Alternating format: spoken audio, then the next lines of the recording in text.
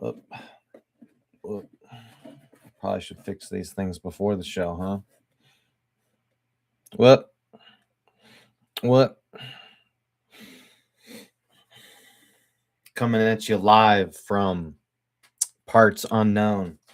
Now I'm in Canton, Ohio, Hall of Fame city. Welcome to Bryan's world. I'm an aggregate of everything. We're all aggregates of everything that we know about.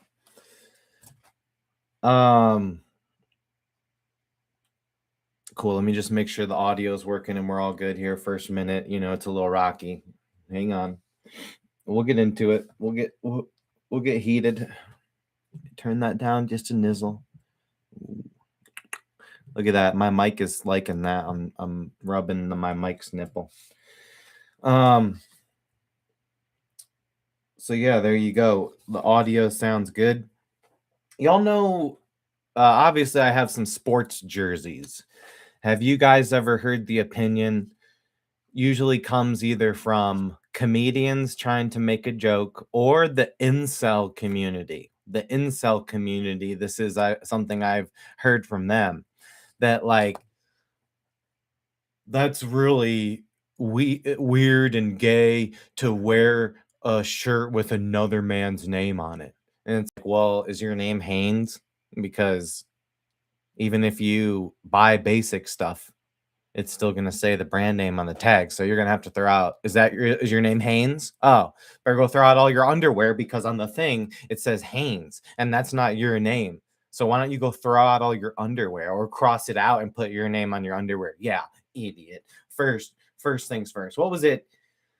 Chris D'Elia made a joke about that. Chris D'Elia is one of the, is a pedophile, is like a known, got caught doing pedophile shit. And he literally played a character who was a pedophile in an episode of The Workaholics, one of the first episodes. And I don't know, dude, that seemed like a guy that was enjoying that role a little bit too much. It felt a little bit too pretty. Like he knew too much, bro. He knew too much slang right off the bat. There's something up with that. Like, yeah, I can do a really good job. I'm a good actor. I'll do a great job of playing a child predator, but later in life gets in trouble for it. But anyways, y'all have heard that, like, oh, your precious sports ball. They get paid millions of dollars, and there you are, some simp cuck. You're a cuck for them. You're going to put a shirt on with another man's name on your back. How could you walk around like a real man with someone else's name on your back? And first things first, I bet you could go through their wardrobe and they have all sorts of shirts.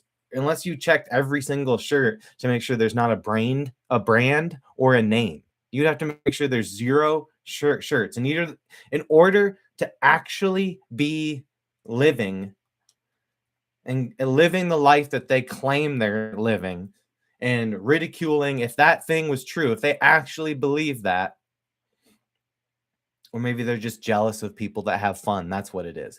But if they actually believe that, that means you'd have to go through their wardrobe and make sure that they don't have any articles of clothes with another person's name on it, or a brand name or something that's not them. Your precious sports ball. That's gay. Your family heritage would be disgraced by wearing a Joe Thomas jersey. Heaven forbid you have empathy and excitement and can have enjoyment for other people's success. And when that success means something to you because you enjoy something and you're a fan of something, dude, and you can break down these people that say those types of things. You can dig into them a little bit. One, they're pretty much holding negative opinions about everything and anything. So it doesn't matter if they're ridiculing large amounts of people. Like, dude, jersey collecting is a huge thing. If you like sports, it's cool.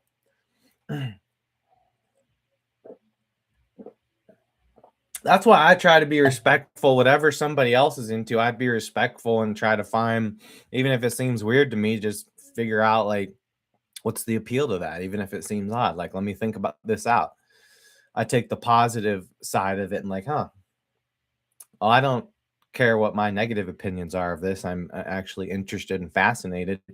on why someone, could get into something. And then usually, if you think about it and apply some logic instead of your rabble emotion, what you find is some good stuff within there that you could even learn and apply to yourself.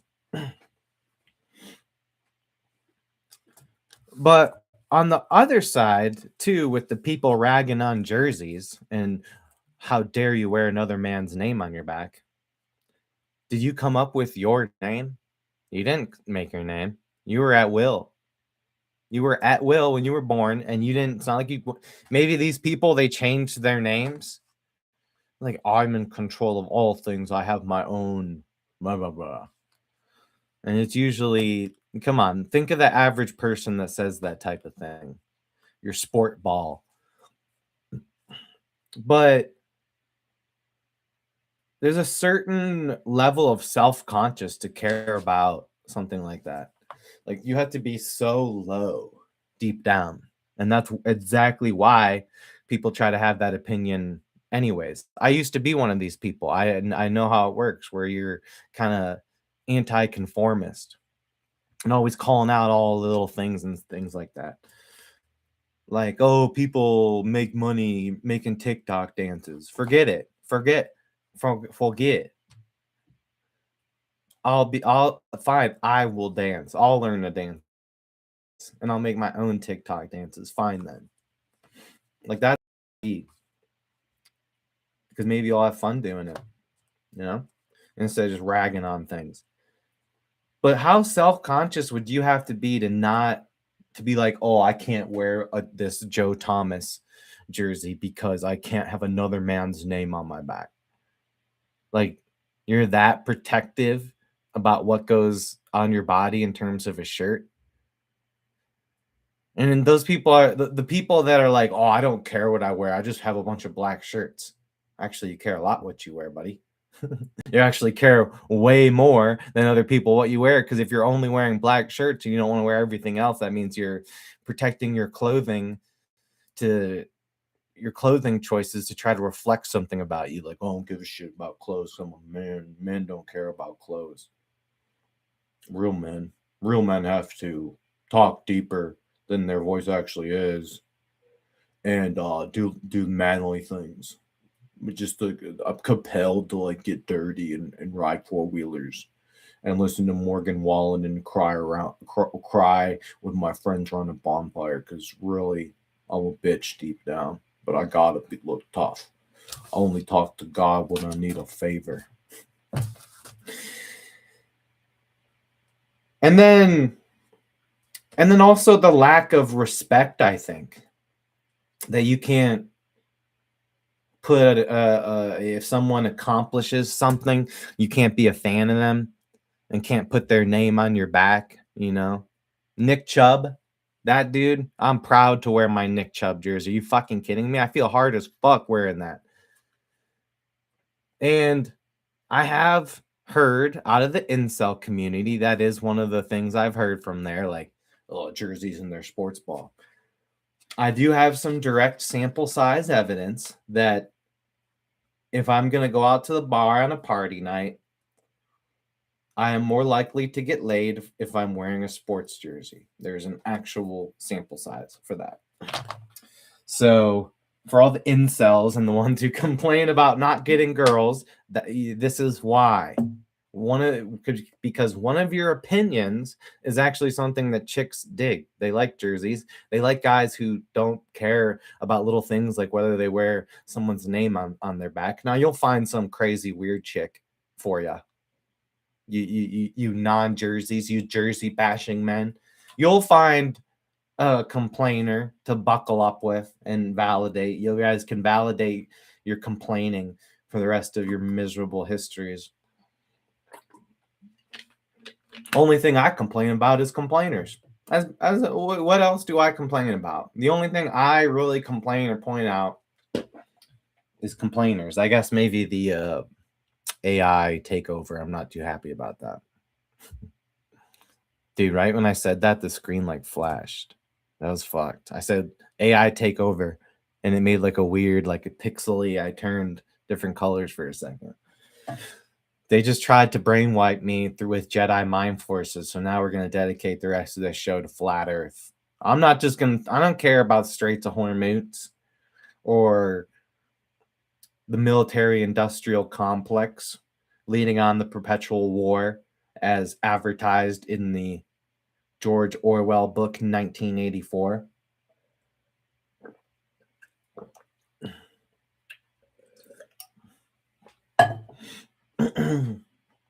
No, they really will zap me. They want me to talk about all that. Straits of Hormuz. I don't even know what that is. I don't know what's going on. I don't. Is like Hormuz gay, and then they have the Straits, so they're mad at him or something, and they're trying to block him. I don't follow the news. I don't know. All I hear is there's something about they're blocking the Straits, because Palestine turned gay, so they're blocking the Straits in the Hormuz.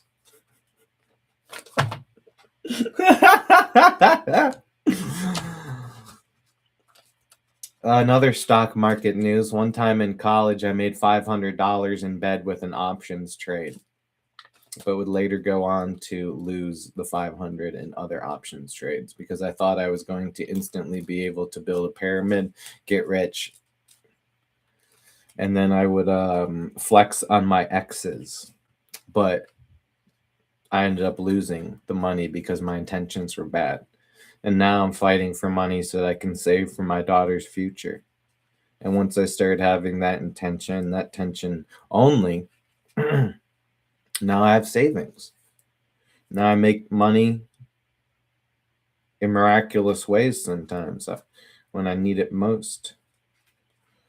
It's manifestation shit, you guys. It really comes down to being more relaxed, which can be hard. Sometimes if you're too relaxed, you'll analyze things that don't need analyzed because they might make you mad. Sometimes when you have extra mental space with the frequency warfare and the smartphones and all the programming, yeah, you can go negative. But it's all about being able to, before you go out there and turn into the Hulk and just start breaking buildings, going to your nearest metropolis and just destroy it. Before you turn into a green, invincible giant being, 10 times the size of a normal human, 15, 20 times size of a normal human. Before you do that, it's good to step back. Because sometimes all you needed to do is a little rant.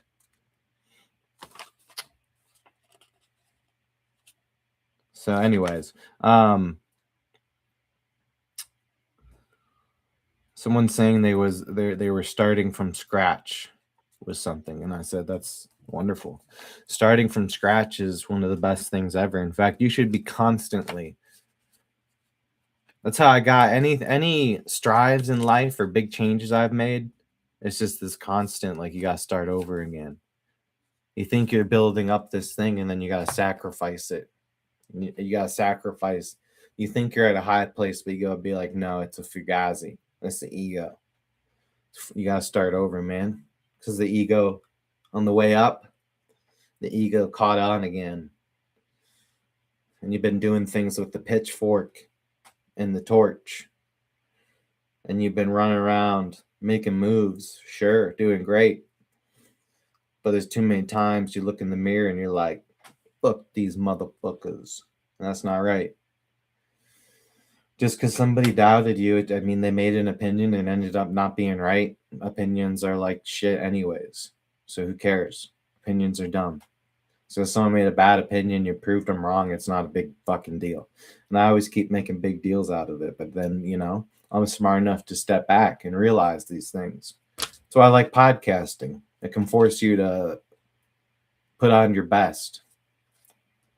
I'd probably just talk to a wall. Even if I didn't have viewers or anything like that. So yeah, if you get into the process of starting over again and again mentally and reframing things, what ends up happening is you just speed up the process of growth. Actually, you think like, oh, I gotta scrap all these ideas and this and that, but really, like, the best things keep sticking, and your destiny. And when you keep restarting and be willing to do anything it takes to find your slide, that you can just slide down life and kind of have a good fun. And you might hit some bumps. You're always going to have bumps on the slide. And if you're not wearing long pants, even if you are wearing long pants, when you hit one of those, look, where the slide panels are connected, you might get a little scratch or something. It might come to a turn, it might stop, but you can either sit there and be like, what the fuck, this slide was not supposed to have me stopping, this is ridiculous. Or when you get stuck on the slide, you can just put your arms up and go like that.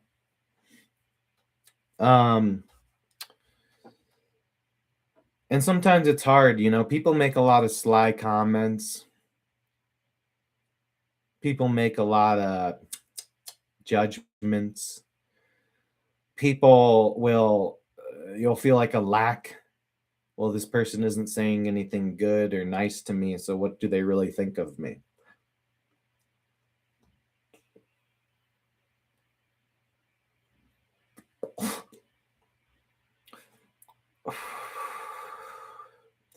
But yeah, I guess you got to fill in those boxes manually. You kind of have to influence people. And there is some times when you're just trying to be yourself and it annoys somebody. Well, you just buzz off. But yeah, anyways, welcome to my show. That's the intro. What's up, Polly? How you doing? Sorry, I've been on a rant.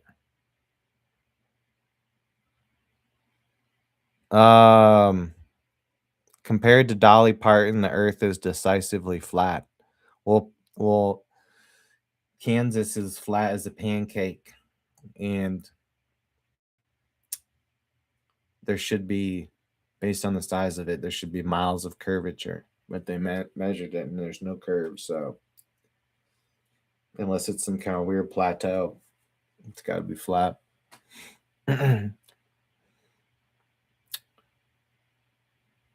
Lawn pants. Lawn pants sound itchy. Like you wear lawn pants to mow the lawn, and they get the grass clippings, and your lawn pants are a pair of pants that are rather difficult to get non-itchy. Wear long pants. Wear long pants. Polly says, I think you should invest in my startup company to find Jesus's bones. That's fucked up, Polly. You can't do that. Jesus doesn't, we're not meant to find Jesus' bone. You just gotta let it be and let it at peace. Wait, you're not searching for proof of Jesus Christ so you can validate your religion. No, I'm kidding. It's a joke. It's a joke. Why? You know what? That is a little bit. Those people that be trying to find the Grail, Holy Grail, or whatever, the Grail Holy, the Holy Key. That's a good song by DJ Khaled. Holy Key.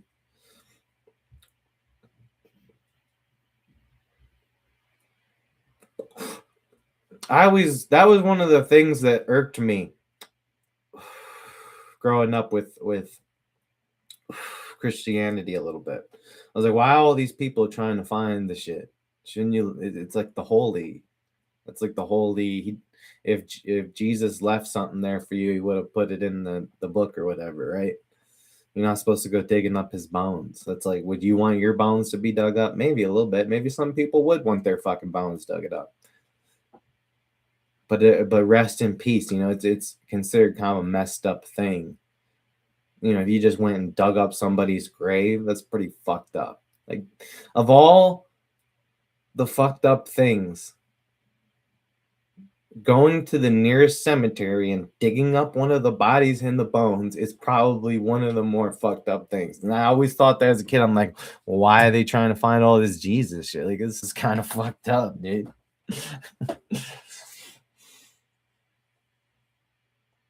Troop Snoop tried to copyright smoke weed every day. Well, he can smoke all the weed he wants. I smoke dabs. Snoop Dogg will never be on my level. How could any? I don't even understand that. What a waste of my time it would be to try to smoke enough weed for how much I need in my system. What a waste of my lungs.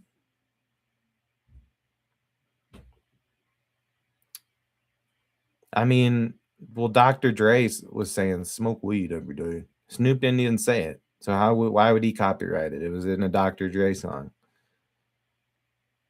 So yeah, he can't. First things first, Snoop doesn't even hold the actual rights. He didn't even really even say that. I'm sure in his songs he says that I smoke weed every day somewhere in the lyrics, I'm sure. But Dr. Dre, was that Snoop's voice that said smoke weed every day? No, that's fucking Dr. Dre. Obviously, Dr. Dre. Smoke weed every day. And then, yeah, Snoop is he's Hollywood, but I don't know if he's the good I don't know if he's like a good Hollywood. I don't know if anyone in Hollywood or that's on TV or on a lot of interviews or rich.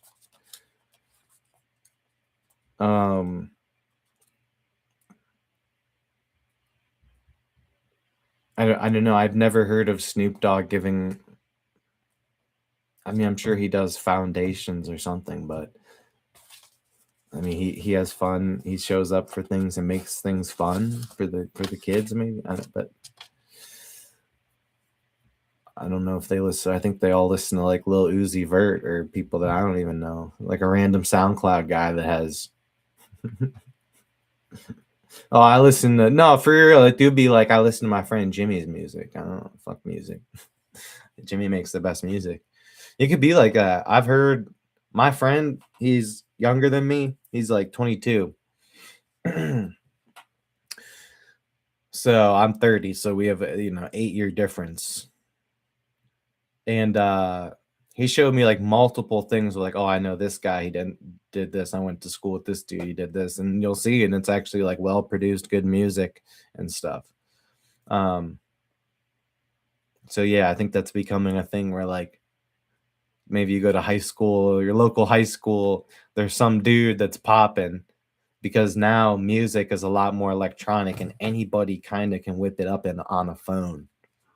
Phones have good enough cameras to make music videos. They've got all these editor apps. You've got all these like voice recording apps. I think if you pay some money, you could probably get some good shit to record a song on there. Like, and it's not like mainstream rap or hip hop or much anything mainstream. Well, what is it? It's a lot of times an individual coming up with something fresh, and then the industry grabs onto it. But my point being, you can find a lot of well produced stuff from like the kid next door. You feel me? we live in terms of like media now, and that's I think the future, and that's of course I hope so. Good for me. But the future is kind of finding individuals more than networks and having collections of individuals that you enjoy. It's kind of how I operate. I do listen to a lot of sports.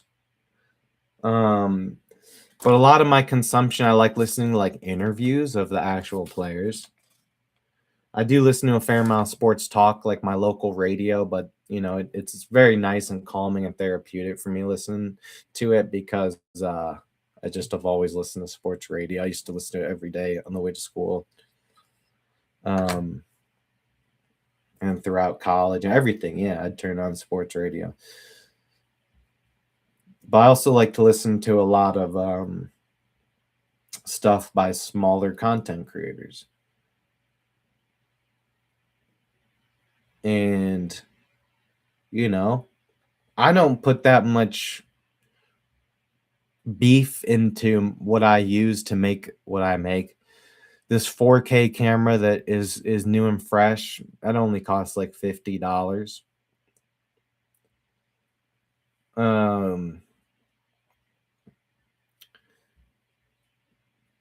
It wouldn't even cost much more to amp things up. I might need a new laptop to like run some. If I want to have words all over the place, this laptop's getting too old to run browser-based streaming or whatever.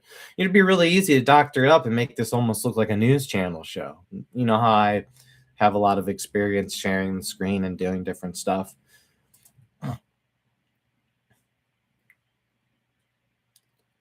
And I think there's a certain saturation where you have people entering the market. But I think if people fail to develop and believe in like, oh, I like listening to this. This is actually good now.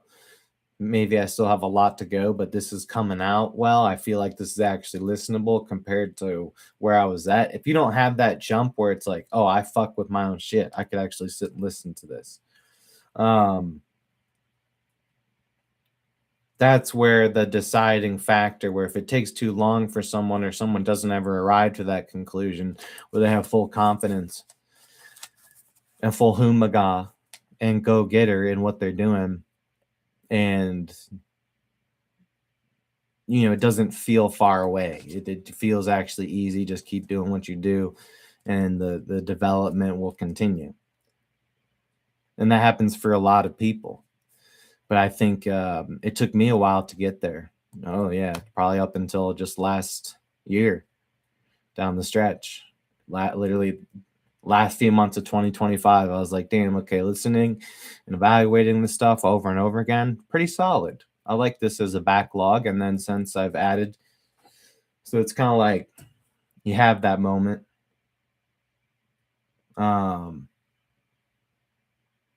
And with the nature of my media is, well, I can tell people how I came to that. And it's a lot of details and it's a lot of hard work. You have to listen to what you're doing. You have to listen to your own voice. You have to analyze how well your dictation is.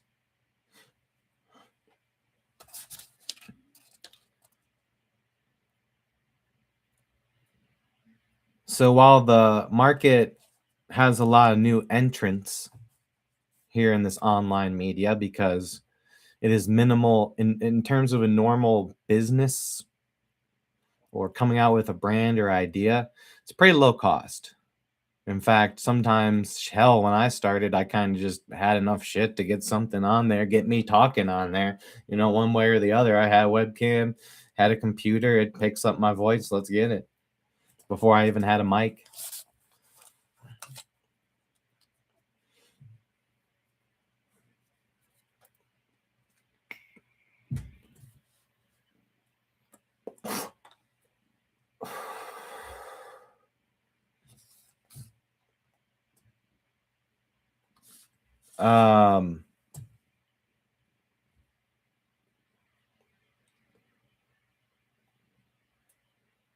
So yeah, not in a mean way, but people will just kind of stop doing it. Eventually, you can't do things for more than like a few years.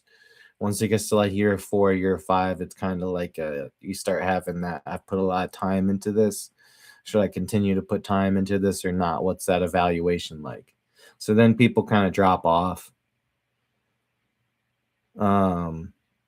But yeah, there's a lot circulating on the internet, and a lot of stuff, unfortunately, that gets in the algorithm is things that are structured for what the algorithm likes, and the algorithm isn't always the best collection of ideas, right? That's why I get a lot of views and subscribers of a video of me kissing a dog. But if I tell people some soul enriching ideas, it might get 0 views. They might not put it in the algorithm. So I can, we're looking at maybe like, is this video going to have 1 million views by the end of the year? And is me telling all these people these good information, is that going to get throttled down? It's almost like they want you to see kissing a dog or something. I don't know. I don't know what to think about it. I don't worry anymore. Because I'm not an idiot anymore, or at least I strive to not be an idiot. You want to be fully mentally challenged. Speaking of that, a story from last year, I was driving around and there was this thing called koala cruisers. And I was like, what the hell is a koala cruiser? Is that some kind of like new Uber or taxi? So I got home and I Google searched koala cruisers. And koala cruisers, like that little animal miniature bear looking thing that can barely move.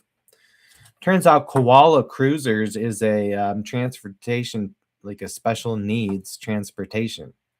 In most cases, what they're doing is picking up people who are mentally disabled or physically disabled. They have like the little chair thing to get you in there if you're in a wheelchair. And I was like, pause. I was like, pause. You cannot, they're really calling their business koala cruisers, and your main thing is you're picking up like mentally and physically disabled people. They're now calling people koalas. Come on, hop in, you koala. Holy shit, man. That's heavy duty. Is that better or worse than the term retard? I don't know. How's it going, Psychedelic Connection? Ireland, hell yeah. I don't really know. What am I chatting about? Polly? Should we ask AI? I don't really use AI. But yeah, I don't know. I guess koalas are also cute and cuddly and interesting. So maybe you're right. Maybe koala is a good term. I'm in Ohio in the United States. Ohio is kind of by, you might know where New York is. I'm like one state from New York. By one of those lakes, those big bodies of water, like over by to the left of New York on the map.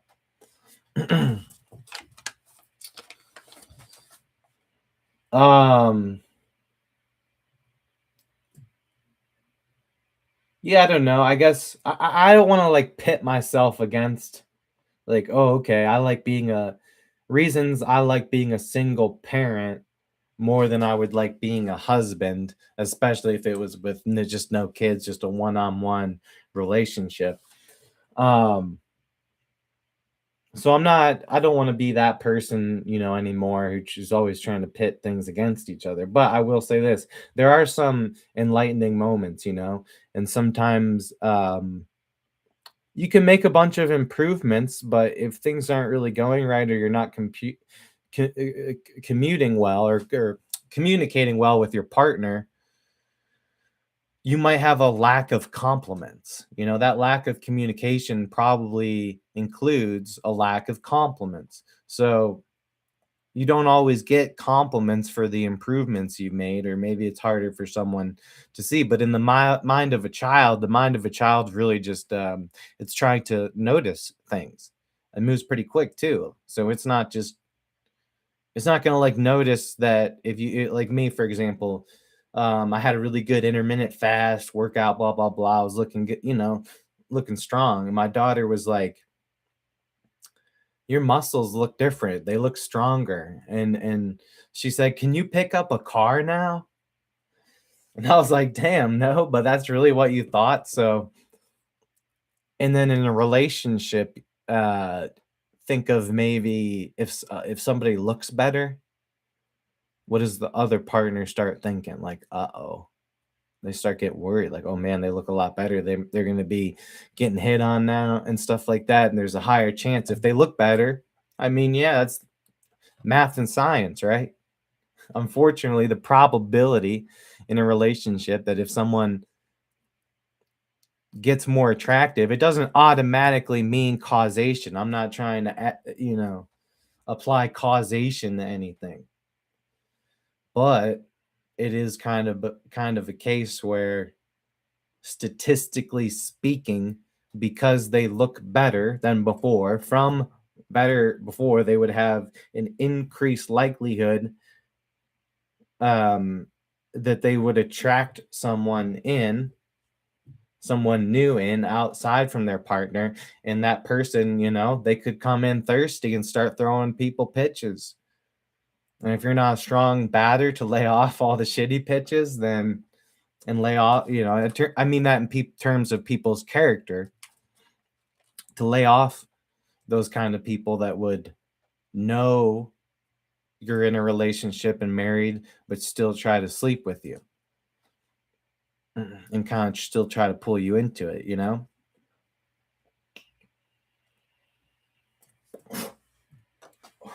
So something that potentially, I'm not saying automatically, but something like me improving myself and looking better with a partner could lead to jealousy and issues, literally jealousy and issues, instead of, can you pick up a car now? That's a good feeling to have someone, oh damn, you have 6 children, psychedelic connection. That's awesome.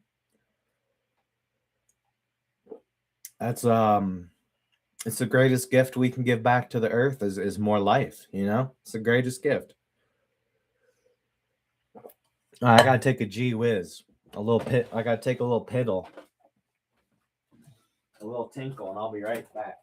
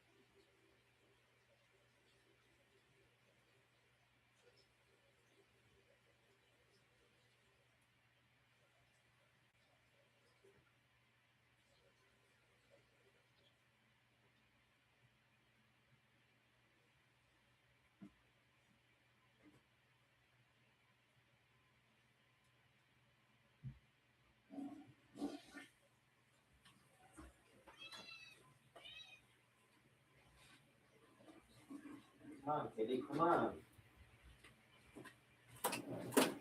Yeah, I've got you. You're not getting anywhere.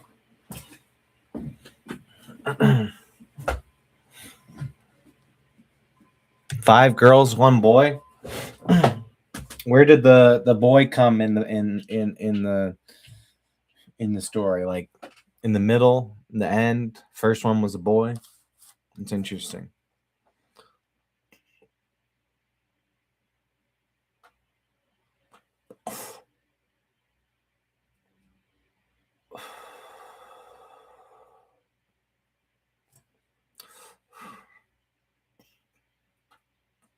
I'm in my chores workout clothes.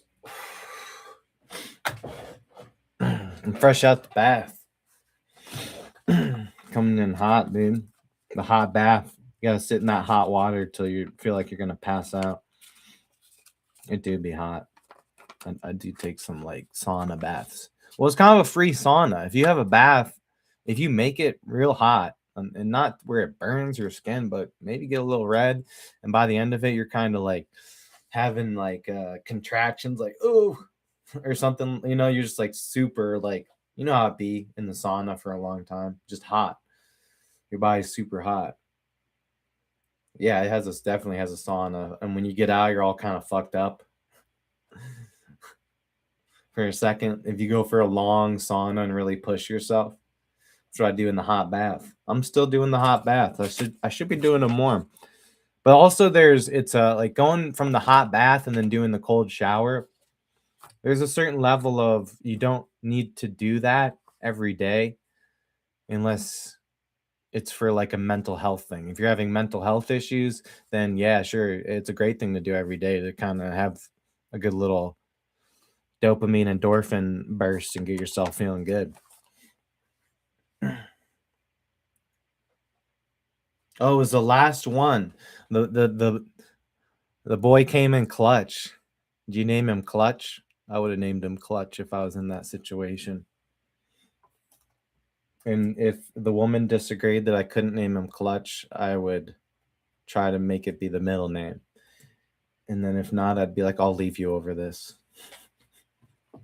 I will leave you. His name is Michael Jordan Clutch Sicker. Papa Noop. I don't know. Yeah, Snoop Dogg. It's kind of an interesting story how, you know, he has all those gang affiliations and, you know, almost in terms of rapper shit, I think Snoop was almost a little bit more real than some of them. Not that some of the things weren't fabricated and stuff, but I think he was kind of like real gangster a little bit. Like involved in some of that kind of illegal activity shit. Um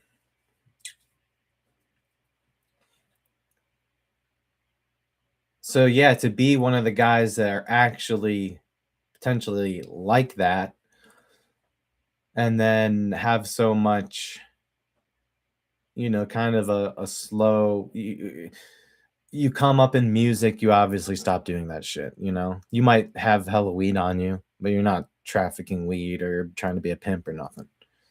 I mean, maybe they keep doing it sometimes, but you probably it's too much money. You know what I'm saying? It's so much money from rap and going on tour and all this shit. Like, you don't want to be messing around with illegal activities now that you're under the public microscope and you're making way more money in this than you ever would trapping or doing shady shit. So once you start making money from music and going on tour, that's why where that shit kind of cuts off. And then that's where it's like, well, after a while, you just think of Snoop Dogg for his music and contributions to different films like stoner culture and stuff like that. Um, so I think the stoner culture really was big on Snoop. And then you know, weed started being more and more widely accepted. So a guy like that, like, well, shit, you put him on TV. Hell, it's something that people want to see. It's a personality that people actually want to see because he has a vibrant personality and shit. And he's kind of he has a mystique to him. He's a big tall dude. Um he has randomness where you can't really you know what the fuck Snoop's here. He's always going to do something that's like surprising or interesting. And those are the kind of people that yeah, if you can have that personality and have that vibe, you can go from just being a trapper rapper to TV guy.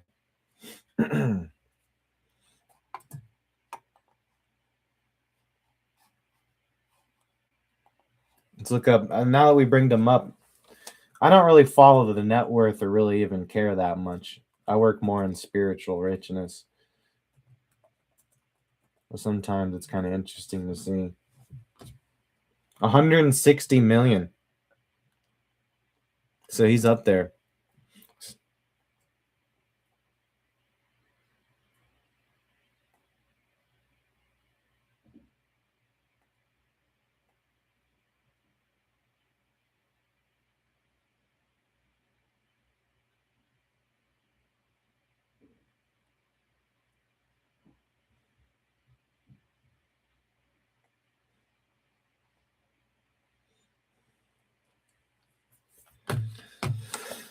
Well, his cannabis focused investment firm, Casa Verde Capital, has a portfolio valued at roughly 300 million. He was also an early investor in Reddit and Robinhood. I guess Reddit's still a big deal. Yeah. I used to be a Redditor. I used to go on Reddit a lot. Hold on, let me go grab some more coffee.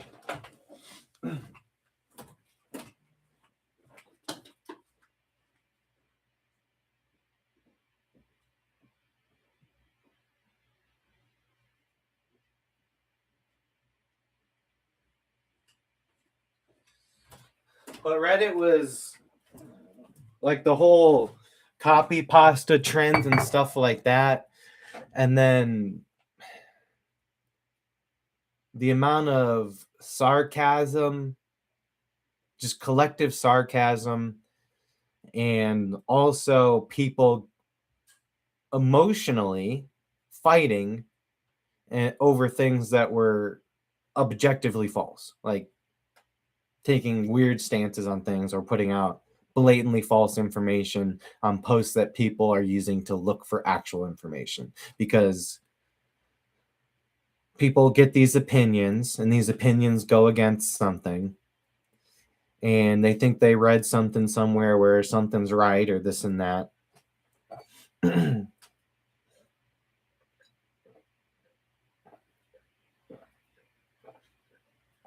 you end up where if somebody could have just looked in the mirror, it would have been like, damn, I really was just having a heavy opinion on that. You can spin any set of information any type of way you want. You know, you can manipulate the details any way you want in a lot of situations.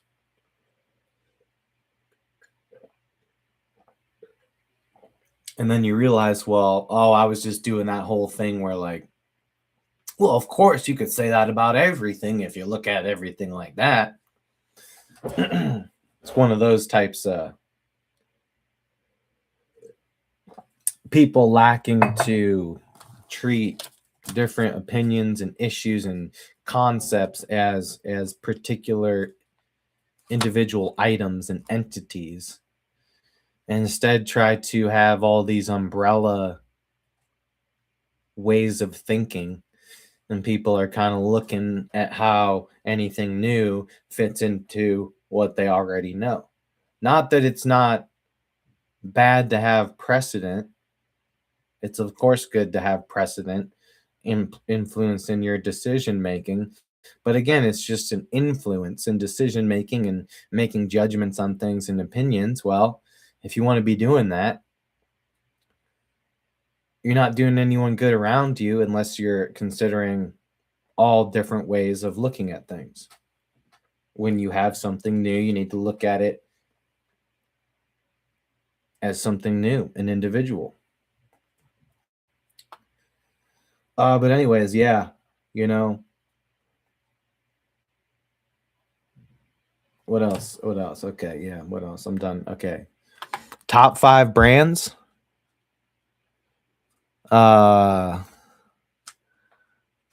Bryan's World and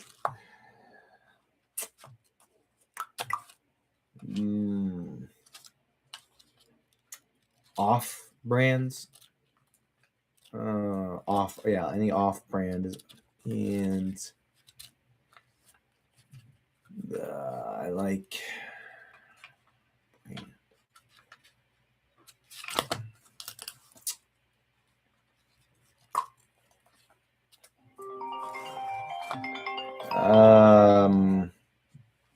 medicinal cannabis brands. Yeah. But the off brands.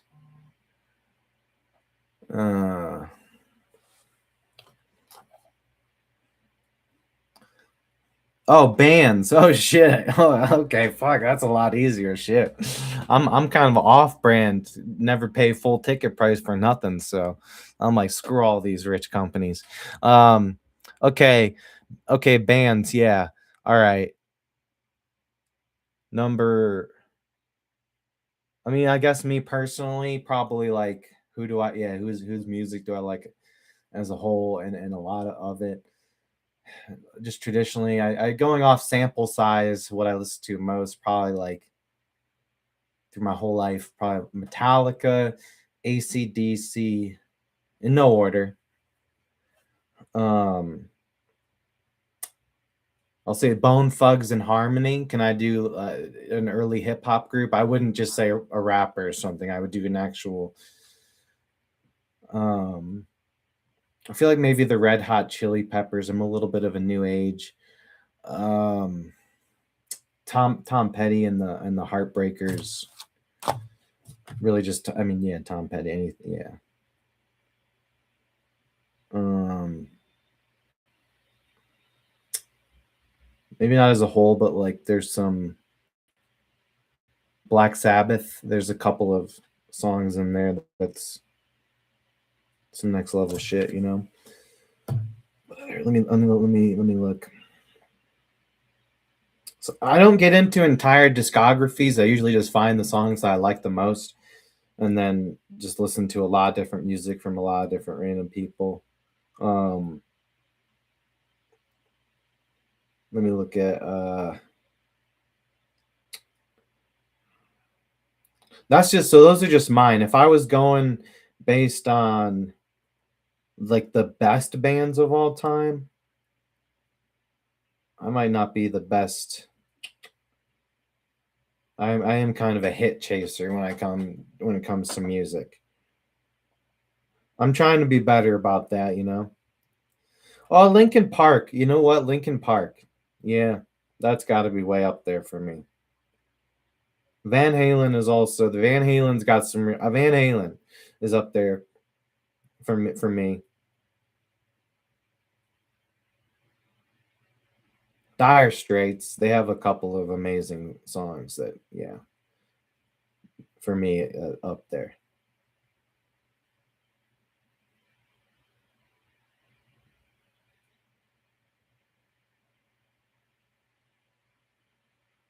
Um, I think is that all I want to say? I think that's all I want to mention. Leave it at that.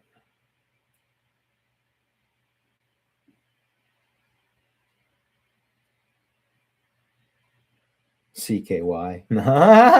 Dude, CKY was actually one of the best bands of all time. No, no, no. Oh, the Rolling Stones. I really like the Rolling Stones. What was your list? You said number one, Pink Floyd. Yeah, I mean, if I was choosing like who has produced the most powerful music, it almost like Pink Floyd would probably be number one, like most influential, like so best band. Who's the most influential music of all time? I do feel like Pink Floyd is somewhat, and maybe even some people don't realize how much it waves into culture.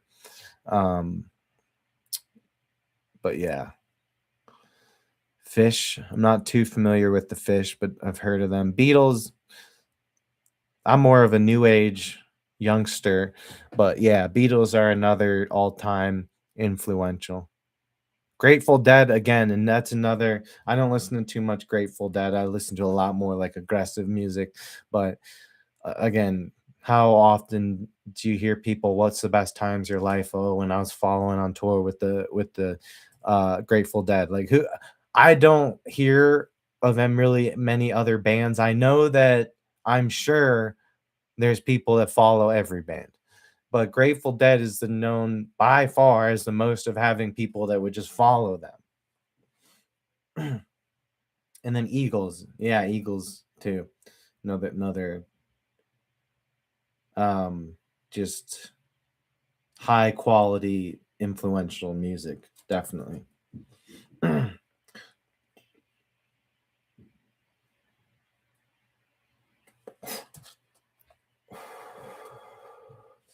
Now, if I was doing like favorite artist and who I listen to the most, would probably be a lot of rap and hip hop artists if I was opening it up to that kind of conversation.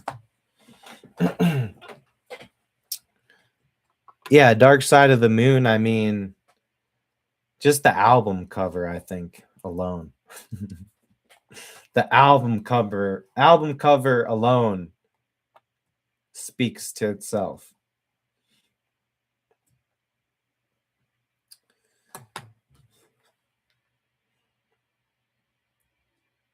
Dollar Tree beauty products. Have I been saying that too much?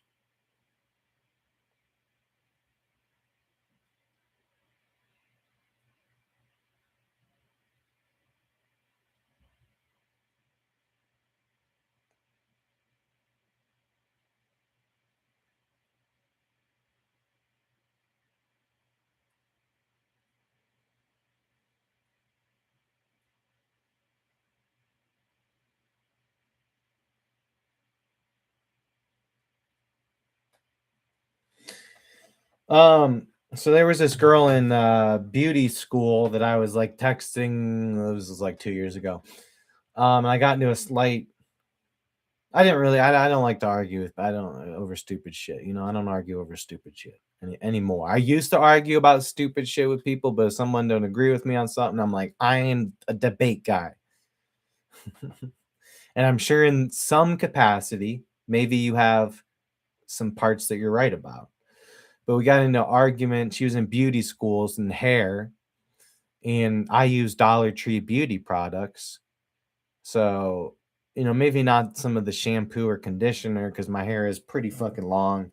So I got to use like actual, I got to take care of it. I didn't even wash it today. It's all raggedy. And, uh, she was saying, no, you can't use all the Dollar Tree stuff. And I was like, well, I'm pretty sure it's the same stuff. A lot of times it comes from the same factory. It's just a different brand. You can look and see who it's distributed by on things, and a lot of times it matches up. Like Keystone and Coors Light, for example. I heard from a guy who went there because he knew I had a friend that worked there and he got a tour. And he said that, yeah, this is the big thing for Coors and Keystone Light. And he said, what do you mean? He said, Coors and Keystone Light is the same exact beer, comes from the same exact fucking spigot on how it's made.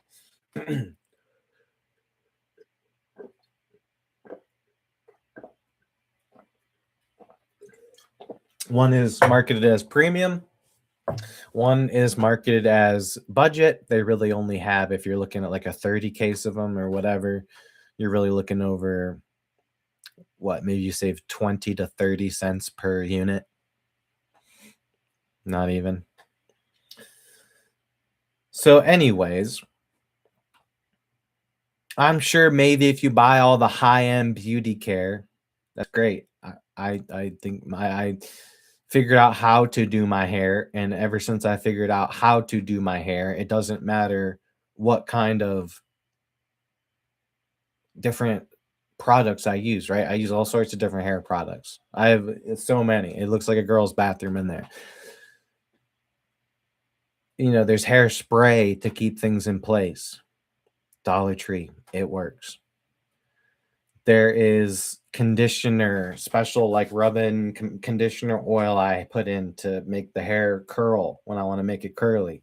If I want to have the sides flattened down, I have gel hold and some glue hold and some oil, um, coconut oil to put on there to help it be wavy. Blah blah blah blah blah. And I get all that from the Dollar Tree.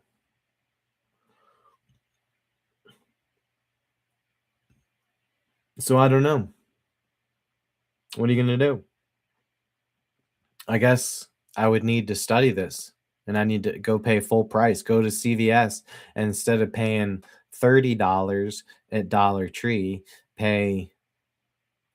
I mean, honestly, you guys, some of these things that I get for $1, like, would be $10. Like hairspray would be like $10 at CVS. I wouldn't even be able to. If I tried to take that $30 and go spend it at CVS, I wouldn't be able to get nearly every. Oh, I got hairspray, lotion, like skin lotion for being sunburned, and I paid $10. You just to get into the CVS nowadays, you pay $10 and they punch you in the face before you come in, just so you know you're about to get ripped the fuck off.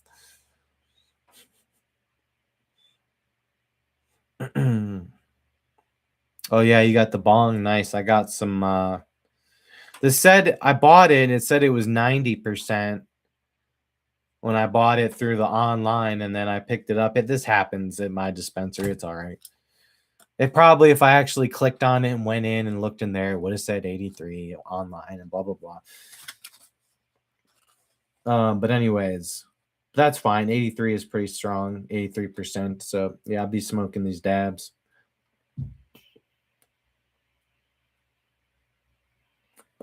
Keeps me straightened out and focused throughout the day. I like smoking some herb too. I got some pretty good herb right now. I need like a new bong or something.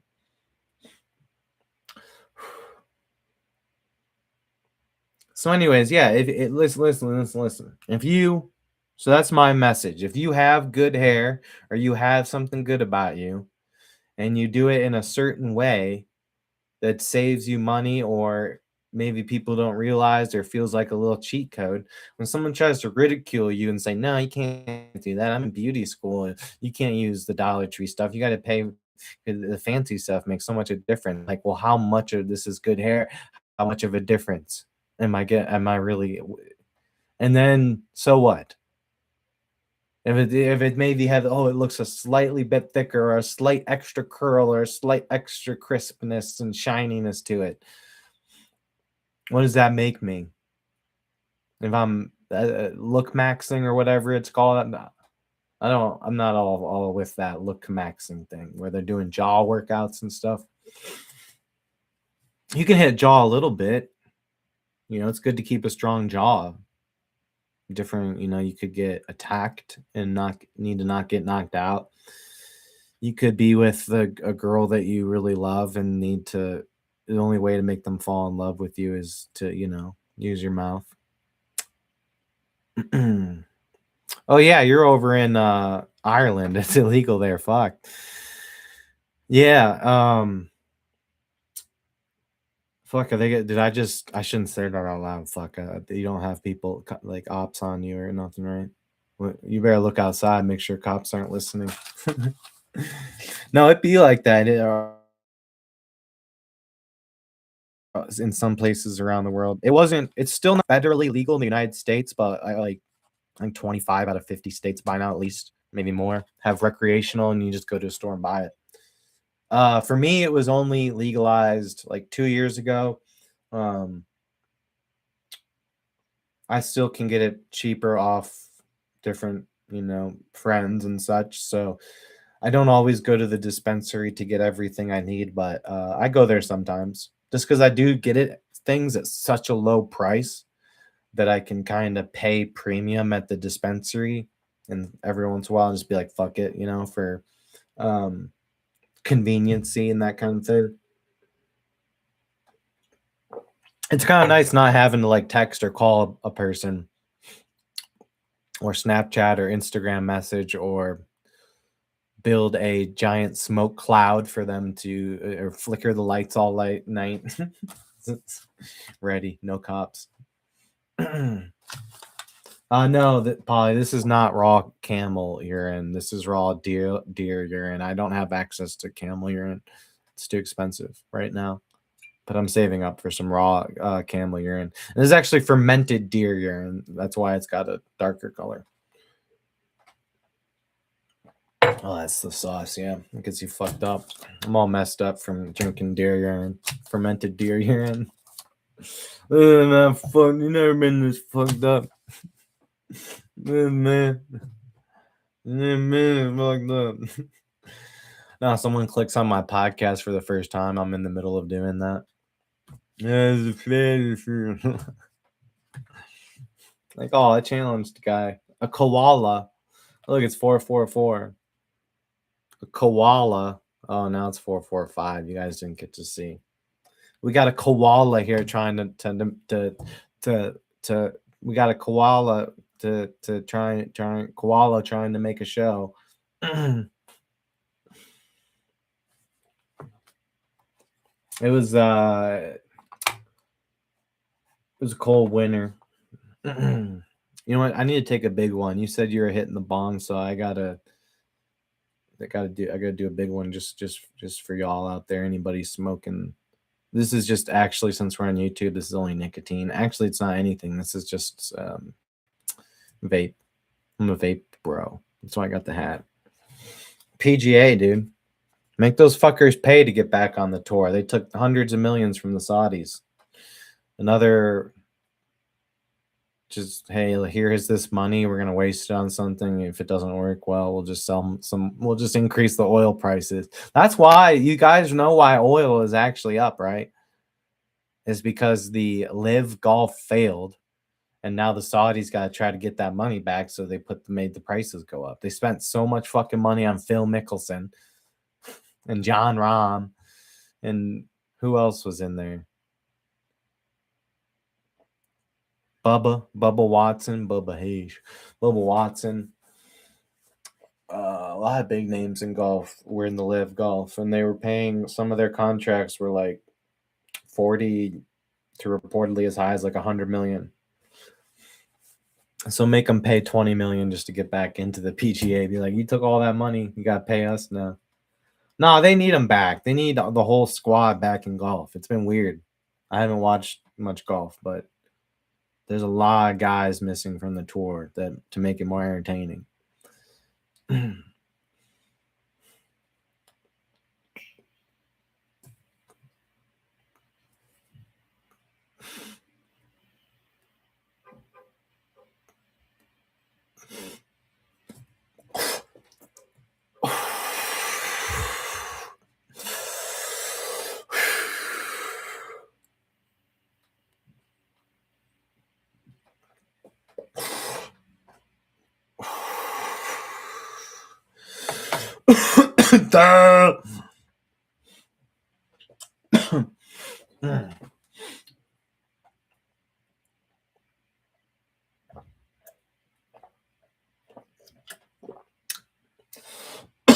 I went to this winter, cold winter.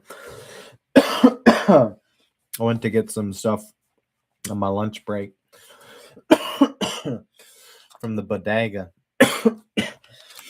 This Indian guy, he has this gas station, and it's like the only place you can get the Planters salted caramel peanuts. He's got them though, man. Oh man, those are like crack. I need to get me some of those. But yeah, I came in there and he was kind of amused. I was checking out and he was already amused. Like it's something. There's kind of a language barrier between me and this Indian guy.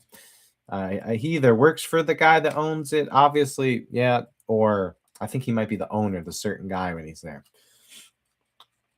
Yeah, TV. There's a TV. I look back and he's kind of laughing and like having a good time. And it was WWE wrestling. It was John Cena up there like giving some kind of rant. And I immediately was like, oh, hell yeah. Like, that shit's hilarious. I love that. Like, WWE, I don't watch much of it. I'm not a fan. I used to be like, when I was in high school and into football and all, so much, it's kind of like, well, it's fake, blah, blah, blah. And then you watch it, and it's like, well, I mean, it's fake, but not like you don't fake throwing a guy through a table. Like, it's well choreographed, but it fucking hurts. Part of the what makes it so badass is who cares if it's scripted? It's scripted so dudes get fucked up sometimes. Like when they're fighting on top of the cage and dudes falling off, like that's a 12-foot fall. I've seen some of those legendary WWE moments. So yeah, now whenever I see it on, I also get amused and interested. So it was a good bonding moment, even though we have a bit of a language barrier. You know, to be excited about John Cena. You know, it goes beyond color and race. Your time is up. My time is now. It goes beyond. He does have some good messages too. That's what makes it dope. You know, there's some good life lessons in John Cena.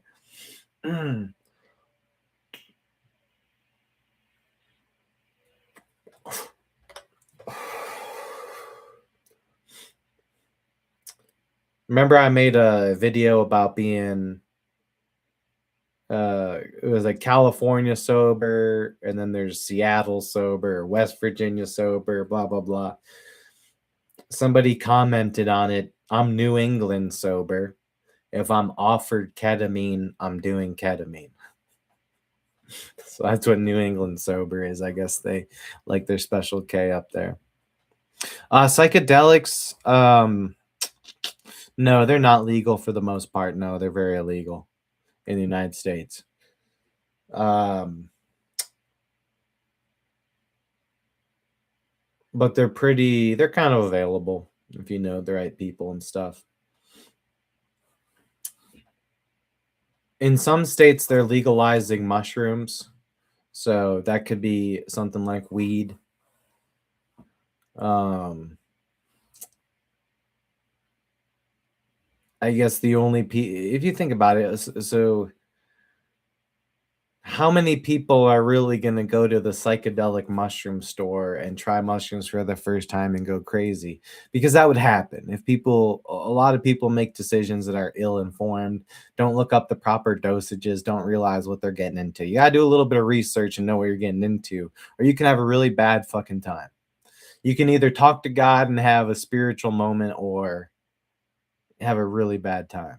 I've never really had too bad of a trip.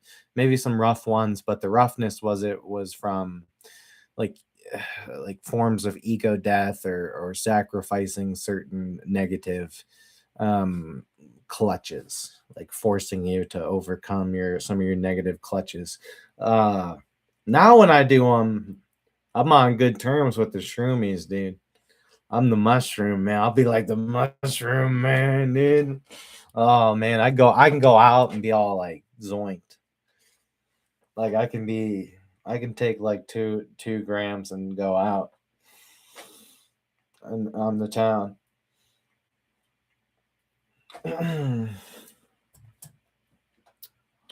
So yeah, it's almost like all these lessons that I learned from the psychedelic experiences in the past. I've been living it. I created something special and new for the world and done a good job as a parent down the stretch. And then it's like you go into the shroom world and they'll check you. I always talk about TSA, bro. When you taking psychedelics or at least mushrooms, you gotta go through TSA and you can't bring your baggage. No baggage in this airport. If you really want to party and have fun with this in the shroomiverse, you got to get checked. And you try to bring in your baggage, you'll keep having a bad trip. They'll keep bringing you back. It's not fun staying there in line for most people. Certain things I just don't. I'm gonna have be intoxicated in some way. A lot of my times through TSA, I was hammered. Now I'd probably do some edibles for it. I'm not going through that shit. At least coffee, you know what I'm saying, or some kratom or something. Yeah, I agree. Mushrooms really are the one of the best. um and yeah, definitely over 3 anything over 3.5, I'm not going to want to be around people. Like anything over 3 grams, I'm not going to want to be, especially if my tolerance is nothing, like I ain't going to be want to be around nobody. I want to be in my world with my kitty, listening to my music and going through the fucking, and I have a whole trip approved, music, not a lot of rap music or hip hop at all because it doesn't get the only songs that get the shroomy stamp of approval. Pink Floyd, a lot of stuff in there. Um, so yeah. Oh yeah, 10 grams. Hell yeah. So the only reason I didn't do that high of a dose yet is because I have yet to I have some light stomach issues just that I'm kind of working out and I just need to eat better and blah blah blah. But anyways, every time I've taken them like a high dose, I did 5 grams, and it was really hard to not want to like the whole time I was just trying like not to throw up. But I'm a tough bastard, and I know like, oh, it's not that something's wrong in my stomach. It's that I have to earn. This is not just some party drug. If this is not just some make you feel good substance. No, you got to earn this, bitch. You got to stomach them and fight through the pain to get through the enlightenment moments. So yeah, I did a Ebenezer Scrooge thing on New Year's Eve. That's when I had 5 grams. I did my Christmas shopping, And I was kind of salty. You know what I'm saying? I was kind of like having just some negative things and blah, blah, blah. And I was like, I have all these shrooms. Let's take a large amount. Let's do more than I've ever done before. Let's do 5 grams and have it be like a Christmas Ebenezer Scrooge go through Christmas past, present, and future. It was fucking, it worked, dude. It was sick. I was like Scrooge, like, oh, I'm a better person now. And then I had a good Christmas. There's a few episodes. There is a few episodes in which I detail it. I'm looking. I try to keep certain things private just in case an potential employer, tried to do a deep dive on me on the internet and they maybe found the channel. There's just a couple of things like there's a mushroom trip report on here, but I have it private right now. The other time we were yelling shit at an ice cream truck, I took that down too. So you're really not gonna, and I try not to say anything batshit. Sometimes I do start off the episode saying something batshit, don't I? But I've been trying to do a better job of not saying anything batshit till like an hour in. That way it's like, well, shit. The only people that's still gonna be listening is somebody ready for it, you know?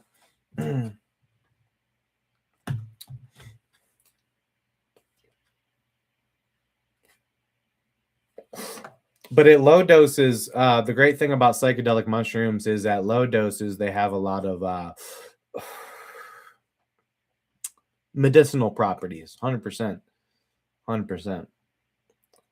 I had some access to some earlier for months. I think I might have done like 60, 70 grams in total. Like I was getting shroom. I was doing 1 to 4 grams like every weekend, like but every night. Like Friday night and Saturday night. And some of those were like party nights going out. So again, I would be careful. Lemon Tech does do better with the stomach. It's better, but because of my stomach issues, it still is not the best. But yes, I Lemon Tech pretty much 9 out of 10 times that I drop those shrooms, I Lemon Tech 100%. I'm a Lemon Techer. I know exactly what you're talking about. Sometimes I'll squeeze I usually keep lemons because they have, magical medicinal properties. Fight through the sourness to get the health benefits, blah, blah, blah. But yeah, I'll squeeze my own lemon juice. Yeah. I've squeezed my own lemon juice to put the mushrooms in because I didn't have like the concentrate. It's like, where'd all the lemon juice go? It's this mushroom man. Oh, it's I'll tell you what, lemon teching though, it makes it easier on the stomach 100%, but it is much harder to get in. I just thinking about that taste right now makes me fucking irk. Like, but it's so worth it. Taking like 3 to 4 grams of mushed up shroomies in some lemon juice, straight sour lemon, not just lemonade, lemon juice, straight lemon juice usually from if you get it from concentrate. Oh no, it tastes so bad, man. But you gotta chew. You gotta make sure you chew. But yeah, it hits much harder. I lemon teched the 5 grams and it was like, I was trying to do like some kind of IRL stream or something, and I was like, okay, you guys, I thought maybe I was gonna be able to hang out, but I gotta go. Like I gotta get out of here. Like I just felt myself go. Like the feeling you get on a roller coaster when you're going to tick to tick to tick to tick. It was like that, but like the thing was going. It was the Millennium Force. For any of y'all familiar with Cedar Point, the Millennial, what is it? The Millennium Force? Yeah. You get that thing takes you up quick. It don't get going fast till you hit the top, but you're going up quick. And I tell you what, you're going up there. The Millennium Force is like one of the highest ones. You're up, dude. You see a lot. Like you see the fucking earth, bro. You're seeing everything.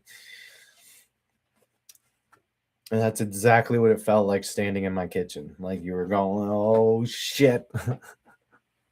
Holy fuck. Oh, you're a freaking psychonaut.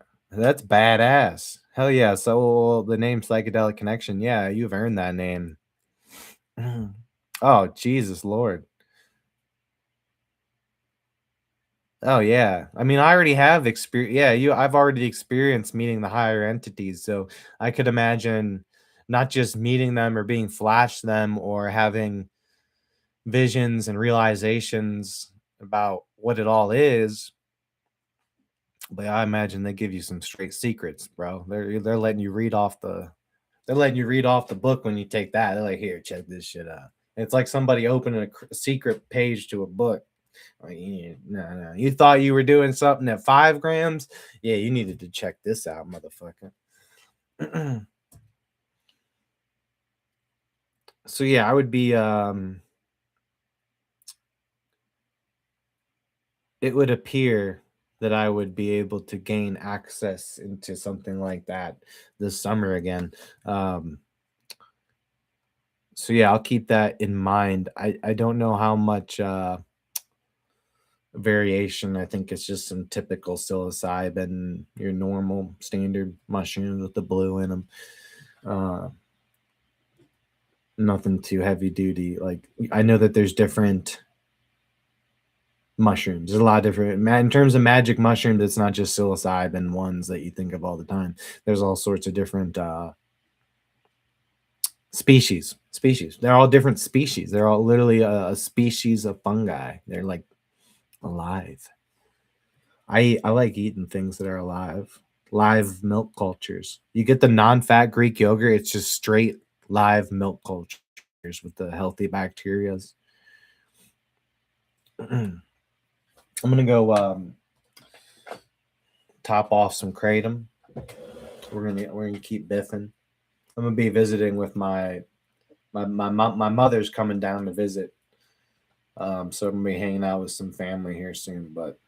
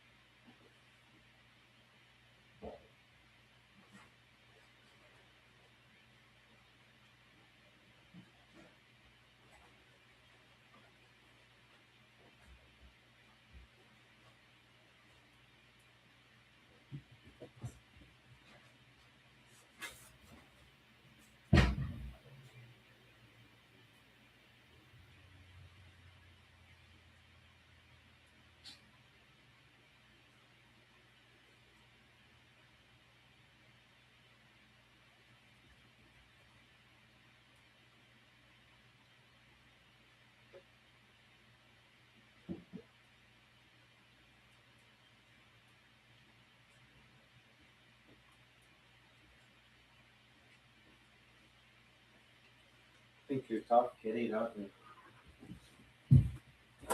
Think you're tough, huh? The kitty thinks she's tough, doesn't she? Let me crack the window, get a little fresh air. Gotta open the window. Can you crack the window? The window. What else do I need? Water.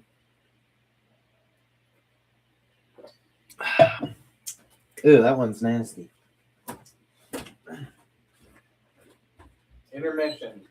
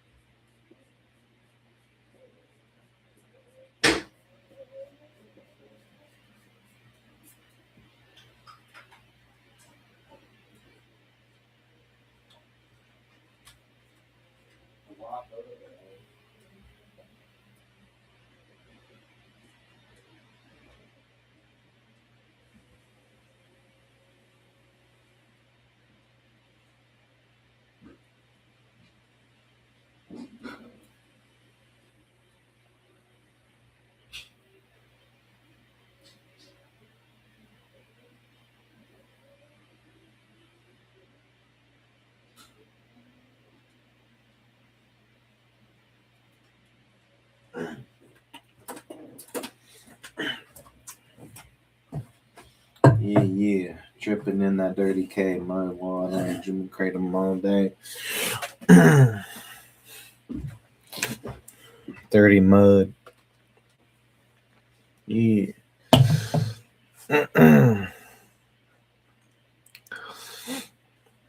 I'm sorry, Polly. My equipment isn't capable of pulling up links anymore right now. If I pull up a link, it will cause the issues in the stream's performance. This computer is getting old. I may be able to start doing some if I use I think this other computer I just got, although it only cost $140. Is a little Chromebook that I just got for streaming purposes and stuff, but I'm just running this right through YouTube. I'm not using an OBS. I'm not using anything. We're just raw dogging it in 4K. I'm in 4K now. Come a long way. Polly says you could give your cat the line from The Boys when Soldier Boy says, "You think you're tough, buddy? You're wearing a cape." What's bad about wearing a cape? So I didn't know. I don't know much about that show. I'm sorry. I don't know much about TV shows anymore. I know The Boys is a popular show that's pretty good. I'd probably like it a lot. I'd be thinking of Soldier Boy, like the rapper, like snap and roll.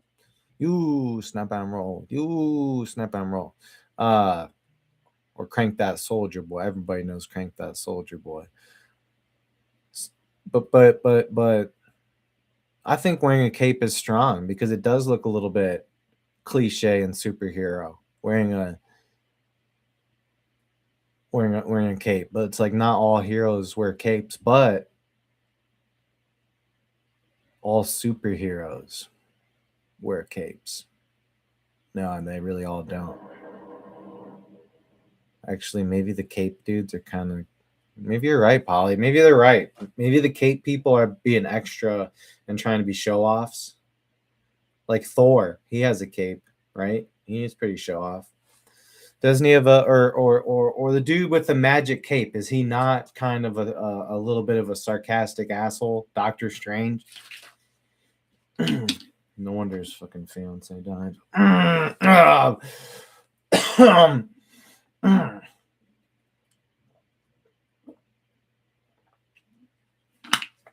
Fucking loser. No, I like Doctor Strange, you guys. I'm sorry. I'm making a joke. The Mushroom Man. Oh, you guys are talking about the well, here, let me see what you guys are referring to. I can pull it up on my phone.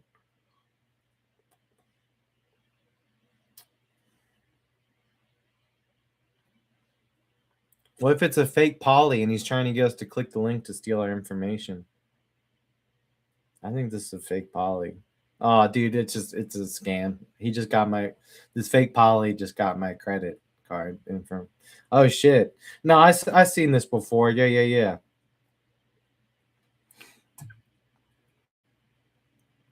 If you feel like that 900-year-old painting, you may have tripped too far. Okay, and yeah, Polly's not making a joke there because Psychedelic Connection mentions you mentioned that you have a friend who described meeting this exact creature on a high dose shrooms. When I showed him this picture, he started crying. It's crazy you pulled that up. That is crazy you guys pulled that up. I tend to be a spiritually high vibration and empathetic and well-intentioned individual. That's why you never really hear me saying like the video, blah blah blah. You know, so I think this would be a potential place within the internet that sometimes does not harbor spiritual connection. Um, moments like this, which this is crazy. That is freaking crazy that Polly mentioned that, and then you have that story about that specific picture. That's pretty, we're talking shrooms and that happens. But yeah, there's something very real to synchronicities. Um, I think 3 years ago I'd be freaking out like, oh, that's crazy. See, everything's blah, blah, but that's happened so many times now that I'm just like how we saw 444 earlier on here. I'd be seeing the weird numbers when I check how long I've been live. Like, how the fuck did I just get? What was I at? I got 2 hours, 22 minutes, 22 seconds. I got twos.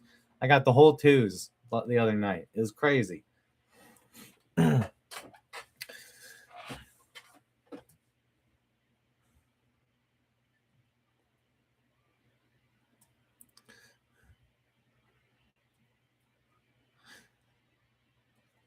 So yeah, that's and I mean, yeah, I definitely, you feel a vibration looking at this. It's a little bit spooky, and I'm not one of those people that get, I've seen 50/50 Reddit. You guys know about 50/50 on Reddit?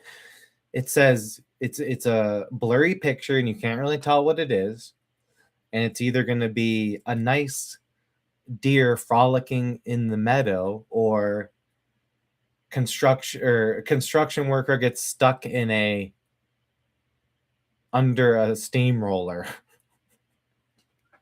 So you're either going to see a pile of human spaghetti, or a nice deer in a meadow. And yes, it's that gory and that gruesome. It's up, like as gory as it gets on this shit. There's a potential you're either going to see something pleasant or as gory as it gets.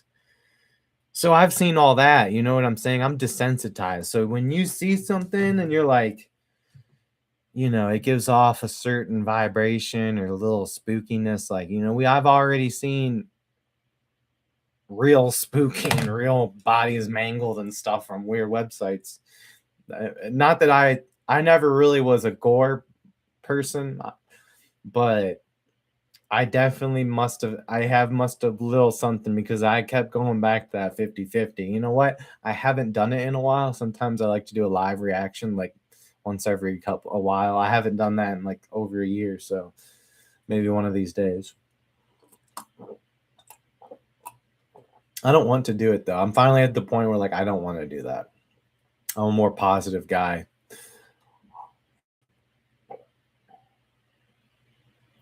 Hell yeah, psychic ninjas. But yeah, if you if you just appreciate the synchronicities, I think it's best to appreciate things and just give a omen and a moment of gratitude. I think really it's just offering you a moment of gratitude. I used to be a little bit crazy with, life and everything and all over the place. I think I had a little bit about that actually, that I was going to talk about that. Yeah, spiritual psychosis. That's actually something I was going to talk about on my list. I've been caught up in that before, and I've even been on, I think, record on some of my old shows under my previous name, having spiritual psychosis. And it's like, oh, you're seeing all these synchronicities, 444. Not only do I see it on the clock, but I see the 44 on my phone battery. I see it on the clock on the oven, which is way off. Not even close to a real time, but it's just on its own time. So you might think, oh, that means my desires are coming true, or this and that. and then you can, oh, that means I'm special or something, blah blah blah. The synchronicities are aligning for me, and all that stuff. When yeah, I think that's some devil. That's kind of the dark side, kind of taking from the spiritual world for your pleasures and impulses. When really those synchronicity moments, I think, are more a call. You want to. It's healthier to look at it, especially if it's happening a lot to you. You don't want to get caught up in the, oh, this means I'm some like prophet. And not that, like, compared to the average person, some people could be labeled as a prophet.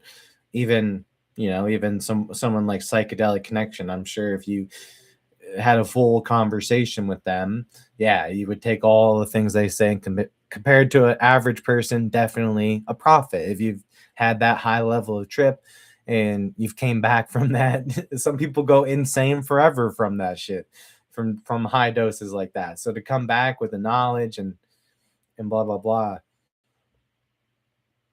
Um, yeah, and I'm sure you probably know. I don't just live stream to chit chat necessarily. I more try to we produce something together, which you guys have done a really fantastic job today, Polly and Psychedelic Connection. I do appreciate y'all's comments because it's definitely made for some really good talking points and bits. But yes, going back to what I was saying,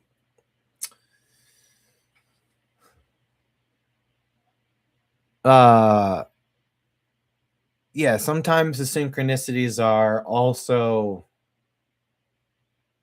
kind of coincidence, or kind of somewhat of a condition. If you happen to see the same number on the clock, a lot of times it's because you have a consistent schedule, and for whatever reason over a long period of time, your brain during that task is like, what time is it? I need to know what time it is. Is the day almost over? And then boom, you see 444. So it's like, oh, I see 444 all the time, but I work 9 to 5. So of course I'm trying to see if it's the end of the day or not. And of course I get 444. Now, when you start seeing it like every day or consistently, and you don't have like, okay, I'm up all night doing cocaine, it's 444 a.m. What the fuck? Why I look at my clock at 4:44 a.m. while I'm gooning and playing video games on cocaine at the same time? That doesn't make any sense. I guess I'm the gratification for all this wonderful pornography and these wonderful online video games in which I can play someone in Madden and like, well, Saw. If I beat them, I get to be in their ear being like, well, Saw, you're getting owned. And if they're beating me, I get to make excuses, help myself sleep at night. Yeah. So yeah, to your point, psychedelic connection. If you tell someone about, oh, the number 33, if you see that a lot, that's an evil number. That's a certain value to a number. If you start thinking like that, you'll start seeing and noticing that number more. Or let's say you have a job at the Kirby vacuum pyramid scheme people, and they tempted you in their sales van and held you out against your will for 14 hours at a time. You might remember that particular vehicle. I remember the cream kitty down from there. I remember the cream colored town and country van. And now I see that cream, and I always think it's them. I'm gonna be like, they live right around here. They're always roaming around trying to sell their stupid vacuums. They're great vacuums, just horribly overpriced and somewhat of a predatory way on how they sell it sometimes. But anyways, still kind of a fun job, good time. But at the end of the day, they kind of misinterpreted how much they were actually could or would pay me. So I didn't really have any money, and it was bad. and not good. And I had to figure out a lot of things and come in clutch over and over again to just get by. So anyways, when I see a van of that color, it freaks me out. Not that I'm even looking for it, but just the thought of it in my head, like, what if I see that out and about? Now I'm in my new car and I can hold up the thing. You know, the dude, he was a Pittsburgh Steelers fan. So if I see them, I'm holding up the wrist for Shedeur Sanders. No, I don't hold resent like that. Maybe for a time period I did, but I've let my resent go. But it's just an interesting vibration, you know what I'm saying? That tan town and country minivan brings an interesting vibration. And because that van had so much like, oh, I'm in that van all night, we're not getting sales, it's rough, blah blah blah, I have somewhat of a negative context. So when I see it, I get negative vibes, which causes me to see it more because you have the thought in the head. And I'm like, how the hell, how many, either one, these people are stalking me, or a lot of people, that is a popular color of town and country. I can't just see a red town and country. I can't just see a silver town and country. I gotta see the cream one. It's gotta be the cream one, just like the ones that the Korean people are driving. Oh my goodness. It just has to be that one, huh? You're gonna drive me crazy world, huh? You're gonna drive me off the wall, huh? But no, if I started thinking, hey, that can't be the only town and country out there, I need to start looking for the other colors. And then I start noticing one color, and I start noticing another color, and be like, oh, there you go. Just a lot of town and countries out there, not a lot of cream. In fact, maybe there might be more red than cream.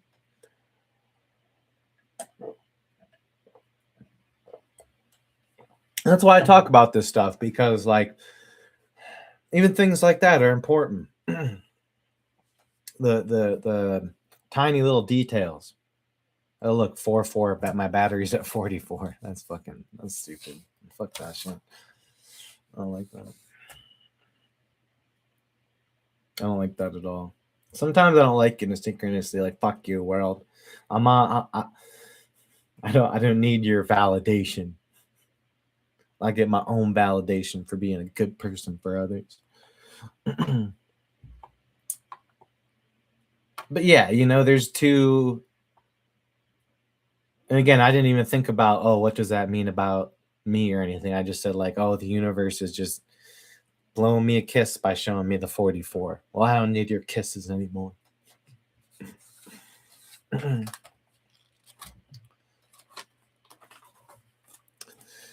Polly says, I am really unsure about discount stuff from the grocery store. I bought some sausages that look safe, but some other meat that was rainbow colored when I took it out. I didn't try the rainbow colored beef. Let me Google it for you. Beep, beep, boop, boop, boop. It says rainbow colored beef happens when the beef is infused with spiritual magic and drugs. When the beef is only mixed with drugs, it will look a yellow color. If it was only mixed with the meat was only mixed with the spiritual powers, it would be purple. Purple meat, spiritual powers. Yellow meat, drugs in there, because someone was being nice and they wanted to help you get high from the meat. A lot of people out there putting drugs in the meats, you know. So when I'm at the market, I'm always checking, you know, which one of these. But rainbow is a really good one, Polly. You should probably dig that up out of the trash and get that on the skillet. Because if you add that beef to your rice, it'll cause a. Now, see, you know what? I'm joking, you guys, but if Polly ate that, if you have the real intentions and truly believe that meat would both get you high and give you new spiritual enlightenment, you'd be running around feeling like you just did a fat line of cocaine and read the Magna Carta.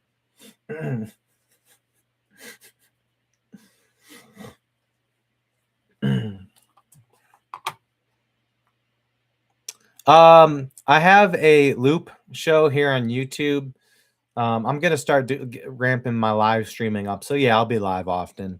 I'm gonna start ramping up some shows.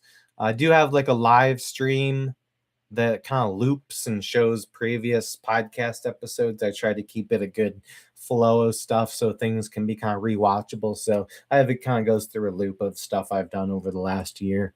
So that ends up live a lot. You know, sometimes we're chatting in here, sometimes it just sits there as kind of an advertisement. But yeah, you know, I'm pretty part of my style as a content creator is not being too like gravelly like everybody else, or like, yeah, I'm doing this time I'm gonna be this, I'm gonna do that. I'm just like, nah, but I've been doing this for a while. It's established, you know, I kind of established in my own brand, so just get it out there. I do need to make like a schedule and stuff like that, but usually anytime I say I'm gonna start streaming again, I do it, at least nowadays. But I have some other projects I work on online too, so yeah, if I can get I guess the more, yeah, the more good ones we have, the more I can do. Because this is a good one. This is going fantastic today. feeling good. I wake up a little angry sometimes, so having my podcasting is one of the first things I do. It's just like, all right, take a poop, take a hot bath, real hot, get out there, sit outside, you're dying for a second, then you feel really amazing. And put together some kind of show or something and get on the thing.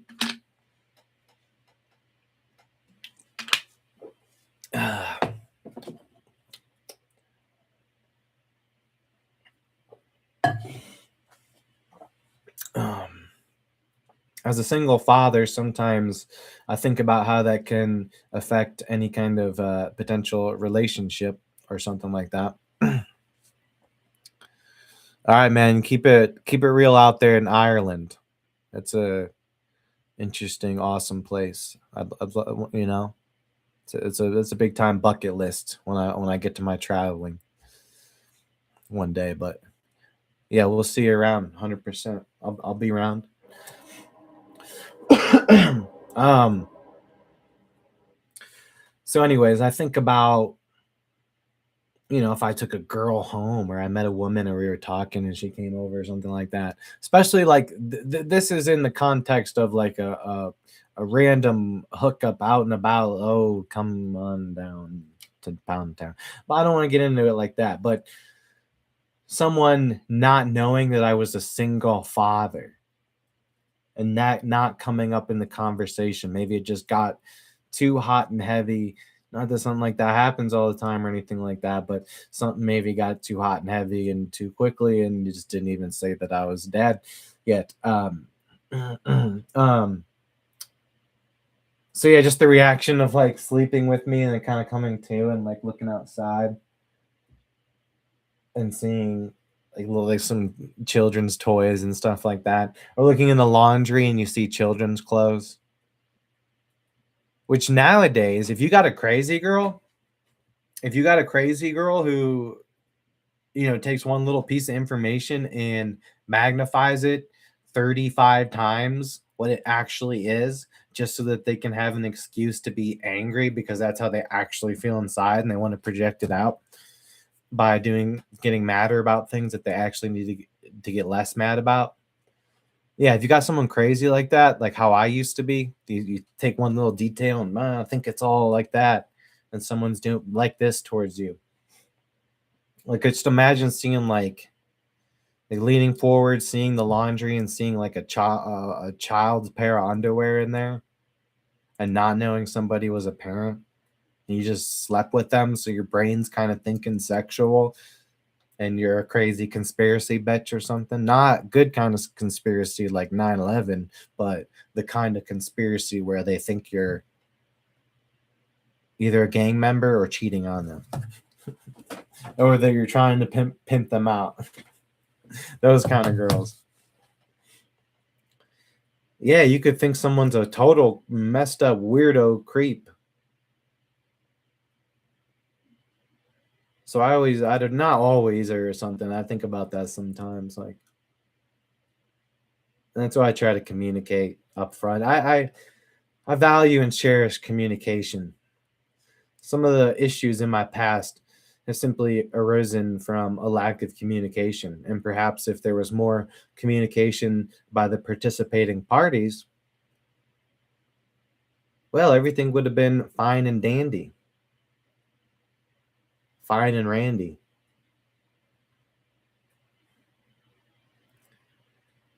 But what's going on in the conspiracy? Um, let's just just like I used to, let's just pretend. Let's just throw it back. Let's look up news. And what did I used to do? I used to look at like the Google News feed. Where do I go? Google News. And I would sometimes talk about some of this stuff. It says FDA commissioner resigns. 1 hour ago, breaking news. Dr. Marty Makary. Marty Makary. Marty's is out, and the agency's top food regulator in the FDA, Kyle DeMontas, is now the FDA commissioner. Okay, I just, oh, wow. What does that mean for us, you guys? What does this mean for the Trump administration now that new Kyle DeMontas has taken over the FDA? Will they take out the evil color blue 5 that they are poisoning the food with?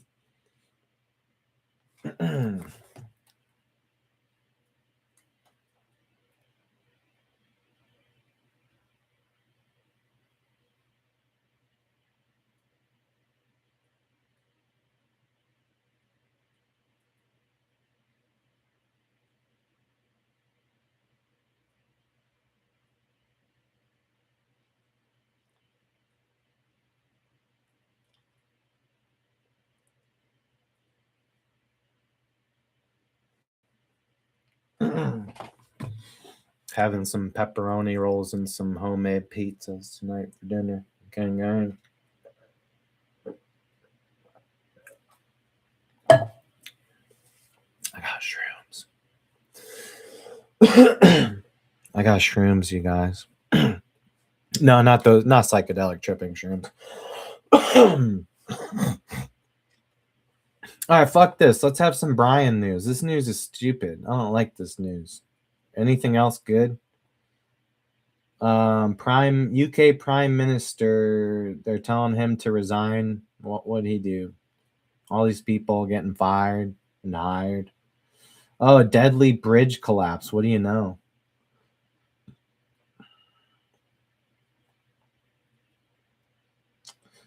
China, Trump, and the Chinese communists have reached an agreement to continue to help funnel money to the billionaires and fuck all the people of their countries.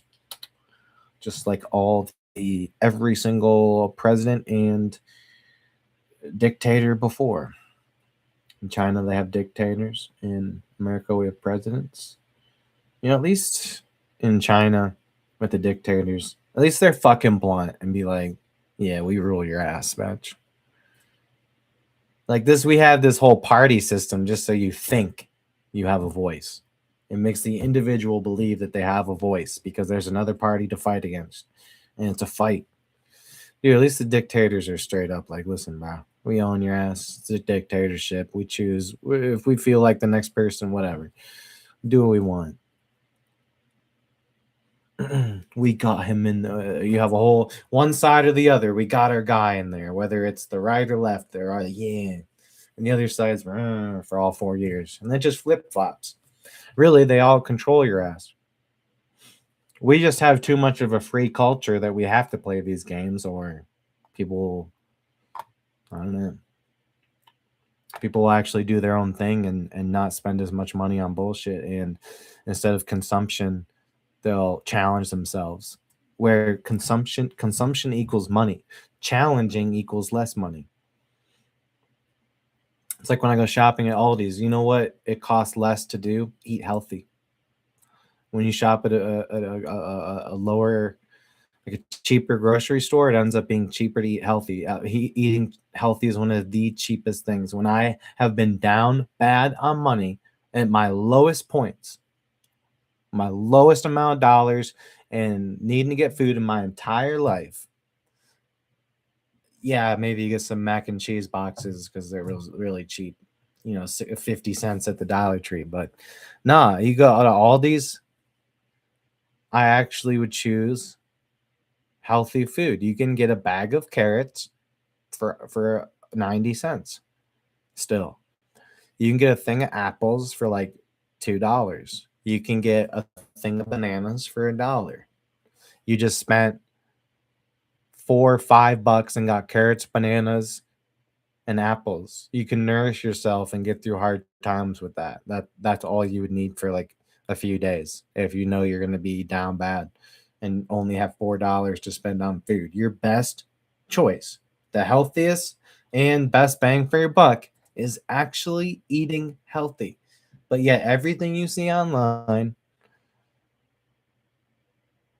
is going to tell you the exact opposite, that eating it's too hard to eat healthy. You know why? Because then all these companies for this shitty food, they'd lose money. We can't do that's why you can't eat healthy, bro. You can't eat healthy because, dude, the McDonald's CEO, if he didn't have 2 yachts, I get emotional over this stuff, you guys. Seriously. Like, these billionaires have to have more than one yacht. Like, we have to work together so that we can make sure, because that's so important for them to make sure they have all the money and squeeze as much of us as possible, because we're sheep goyim. And that's what we do as sheep goyim. When we need to do the opposite.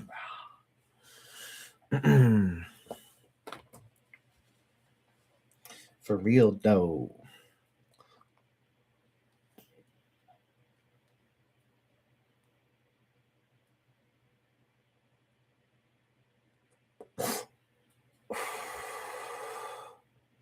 Hold on, rewind function.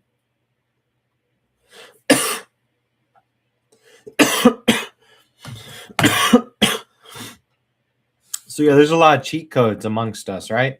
For people that are suffering with various mental health disorders, a lot of wonderful supplements that can help you out. And I'm not telling you to go against what medical professionals and doctors say. Disclaimer. I'm saying just to add to your life.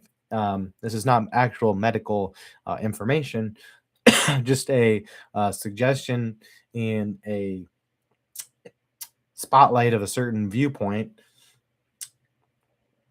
But yes, studies have shown that certain things like GABA, valerian root, ashwagandha, 5-HTP, in my personal experience dealing with mental health disorders, that these things help a lot. And I'm not saying I don't need my boof, my mega boof. I need to be on my boofs. I need my prescriptions. Don't get me wrong. If I don't take my boof, I ain't sleeping and we're partying. It's not good. No, I mean, it's kind of good and fun. Sometimes, see, that's how I can go out without drinking and stay out all night. I just don't take my sleeping meds, and I'm just all manic and fun and shit because now I'm positive. When in the past, when I was all manic and crazy, it made me negative. I still get a little. I'm so manic sometimes it still pops up, but I have good ways of just getting things out, even if they're toxic. Just getting it out, seeing it for what it is. It's just frequencies. They're attacking me, bro. I'm just gonna blame things on the 5G. I'm a targeted individual. I was listening to a targeted individual's spiel. I ended up following them.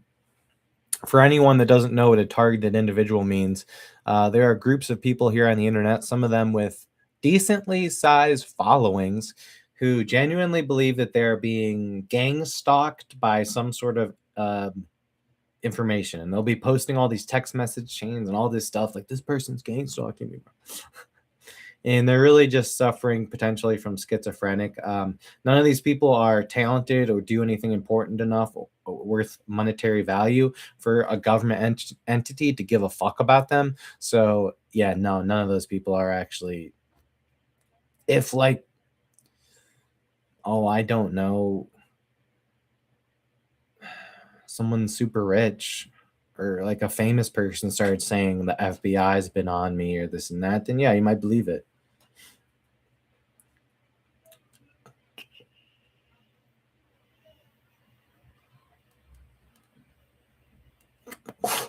Hold on, what's up? Trump shares post calling for Obama's arrest.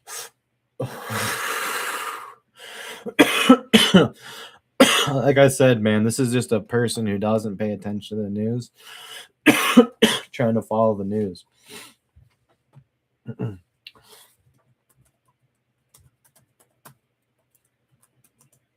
Wait, Trump shares post about Obama. Is it about Pizzagate?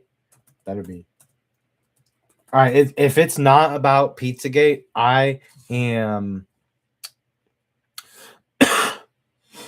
I'm just never. We're never even gonna do this again. I know I only do this like once every couple of months. I actually pull up a news story. Okay, I agree to the legal terms. CNN. Can I read it? What does the legal terms say? By clicking agree and reading this article, you agree for us to brainwash you using 5G, that everything that you see on this page is actually important, and you will believe and you will latch onto a side and want to be part of the battle because you are a good little sheep. Okay, I agree, whatever. In a wild late night posting spree, Trump attacks Obama. Well, President of the United States, former President of the United States, Barack Obama. This Donald Trump guy. Donald Trump guy. Donald Trump guy. I don't think I can do it anymore. Donald Trump. President of the United States. Former President of the United States. Donald Trump guy. Call me a conspiracy theory.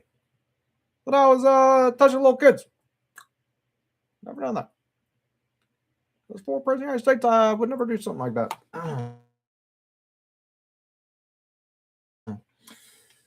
Okay, let's see here.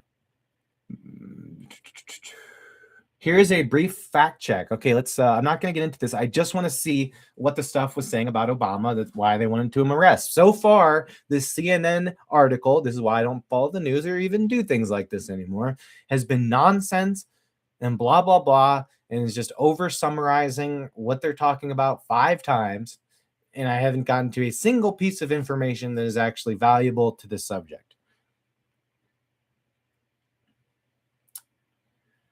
They said that okay, here we go. They said that Obama needed to return $120 million that the former president supposedly earned in connection with the Obama healthcare law. A fact check website reported some things that, they said he allocated the money under his own laws using taxpayer generated prestige. Oh, is that? I don't know what that. Okay, I don't care. Multiple false conspiracy theories about Obama. Let's see what else. If there again, where's Pizzagate? It says Watergate. Barack Hussein Obama wiretapping Trump Tower during the 2016 election. Okay, they do stuff like that all the time. Each side, of course, tries to wiretap each other. Actually, they don't do that kind of stuff because they're actually all in cahoots, and this is all for show. Trump shared another false conspiracy post that include a link to a web page filled with lies about the Obamas. These included false claim that Hillary Clinton used private email server to sell top secret information of foreign entities. Obama had ordered a cover up, and that 9 of the 13 police officers trying to expose the truth committed suicide or died in suspicious circumstances. Also, the good old birth certificate scandal with Obama was shared in this. A bunch of stuff about the election in 2020. So it didn't say anything about him being a pred or Pizzagate because why? Because Pizzagate also exposes people on the right wing. So it doesn't work in this setting. Pizzagate exposes people on both parties. That's why they don't like using it in any of these articles or any of the rah. That's why Trump didn't use that in the rah. When that's like, bro, why are we even talking about other things when we have those Pizzagate emails? There ain't nothing else to talk about. Let's get right. If we're going to have that conversation about all these conspiracies and stuff, I don't like playing little charades and semantics. It's time to get to the fucking issue. It's time to hit the TNT. Listen, dog.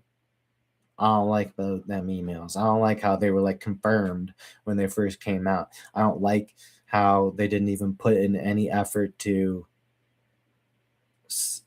say they didn't do it, because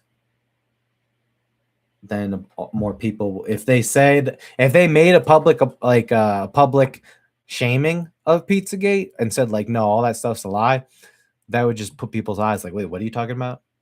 Oh wait, these are actual emails. Oh wait, this is just WikiLeaks. This guy's running for his life now. They're trying to kill him because he leaked these. Oh, he can't come to the United States, or they will like extradite him immediately to Alcatraz, and like just they probably will just shoot him, just zap him and fry his brain. They're like, who do you work for? God, brother. Alex Jones. They're like torturing out. Dude, right now, Alex Jones is being tortured. InfoWars shut down. It finally went down. I'm pretty sad. I have a lot of. I would listen to some Alex Jones for entertainment, but not for really good information. There's some good stuff, but mainly right wing slanted opinions on what's going on in the news and calls to buy his products or give money. So yeah, InfoWars is done. It's kind of sad, but I don't know. It's kind of proof in the pudding.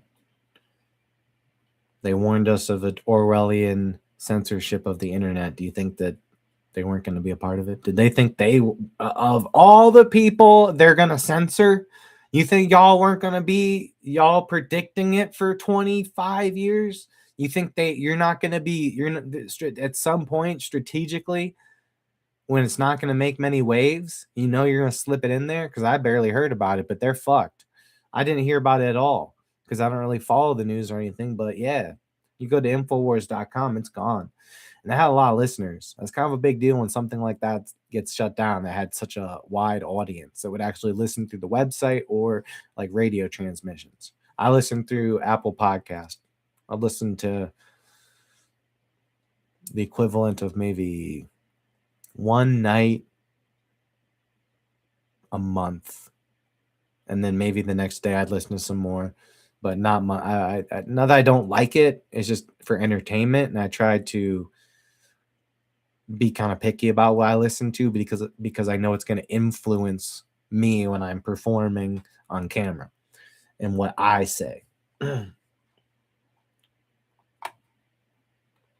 Okay, that was interesting though. That news one, I already forgot what it was, but I guess that was kind of interesting. They were saying Obama should be arrested. Is there anything else? Ooh, okay. Just human nature, man. The Memphis Grizzlies player died. Brandon Clark. I think he was kind of good. I guess they weren't in the playoffs and they weren't good no more, but the Memphis Grizzlies. It's pretty gnarly, man. I just very quickly, if there's any speculation, they don't have any details. That means, yeah, that only means one thing. If there's details of tragedy, if it's car crash, gunshot, like getting robbed, hit by a car, they would put it. This was, yeah, he must have been depressed or something. Took his own life.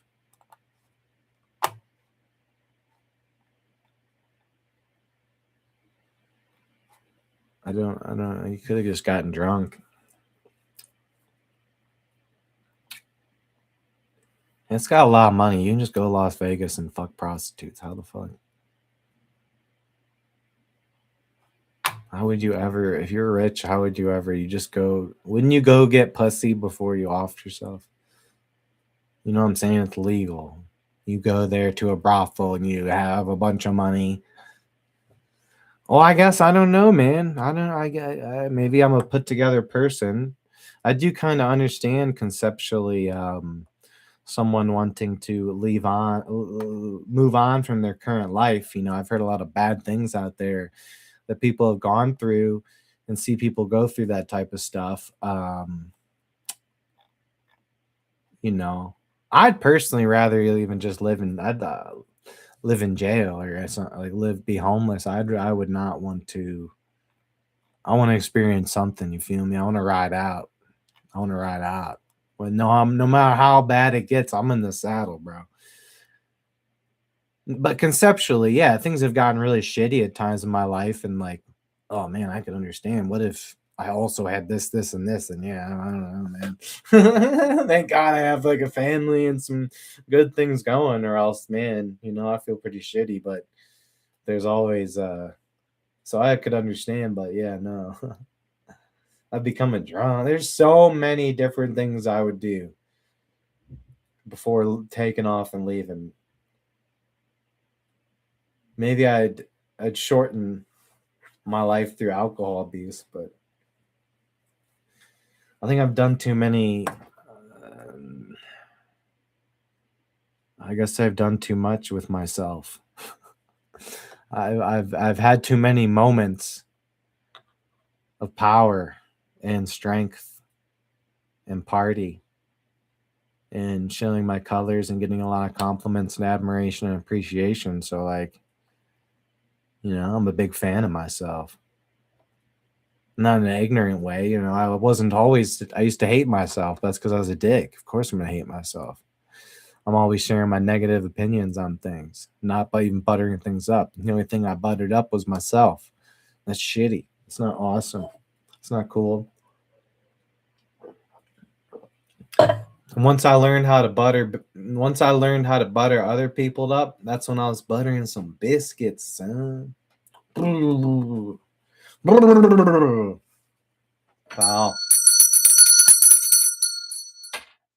T1. Sexual comment.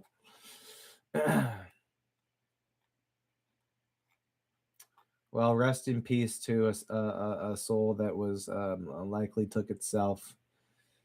Its physical body took itself, but its soul is everlasting and beautiful, no matter what kind of suffering. May he reincarnate into or rest in eternal peace. It could be like maybe there is heaven and reincarnation and everything. That's why we came up with it, because it all actually exists. Like all religions are actually right, but it's all of them combined. So we'd have a little bit of paganism now. Some of them fucking some religions are literally just Greek mythology.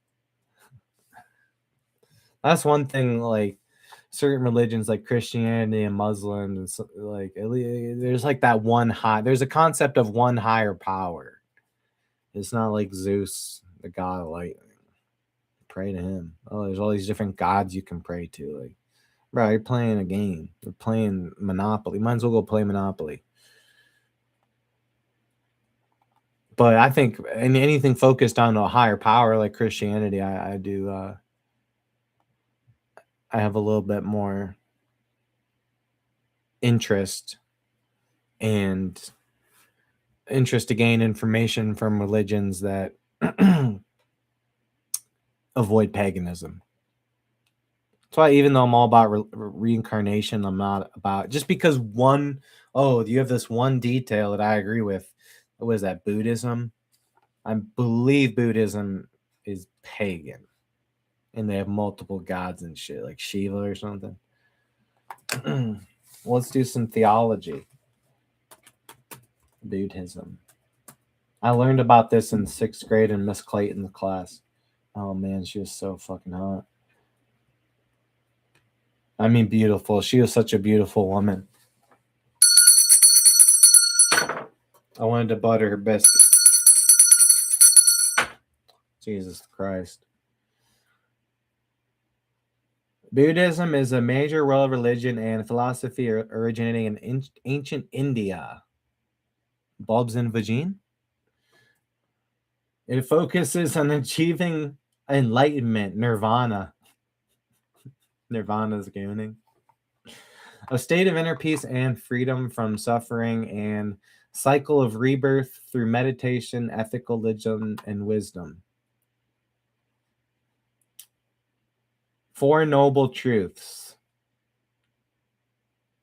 These are the foundation of Buddhist belief, addressing the nature of suffering, dukkha, and its origin and craving, the possibility of ending it, and its path to cessation. Why is this getting kinky? The Eightfold Path. We're talking Buddhism. This is the practical guide to ending suffering. See, that's the work of the devil. Boom. You're not meant to. No. The higher power and the shrooms told me this, you guys. You don't want to try to get rid of suffering. And if you're not suffering, you better go to the fucking gym. Unless you're like older and already wise and onto these things. Then there becomes certain zen and peace. Like Polly, I'm not really yelling, obviously. Polly, you know what I'm saying. You probably get all Polly feels me. You know, if we didn't have suffering, we wouldn't really have peace. You'd go crazy. I mean, shit. It's a real. That's why some of these famous people have access to perfect things. I mean, Brandon Clark probably took his own life for the Memphis Grizzlies. Like, sad shit.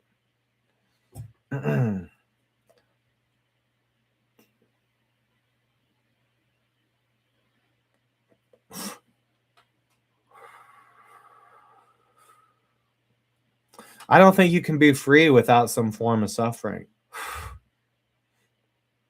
Freedom from suffering, I think, is hell. I think that's a version of hell.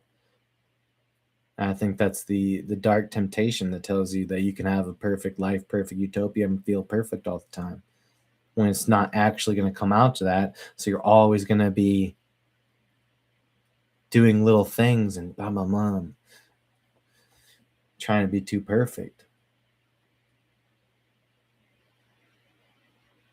But some people are interested. Here's where I think, spirituality and theology and religion actually is important. As far as like the term of ending suffering,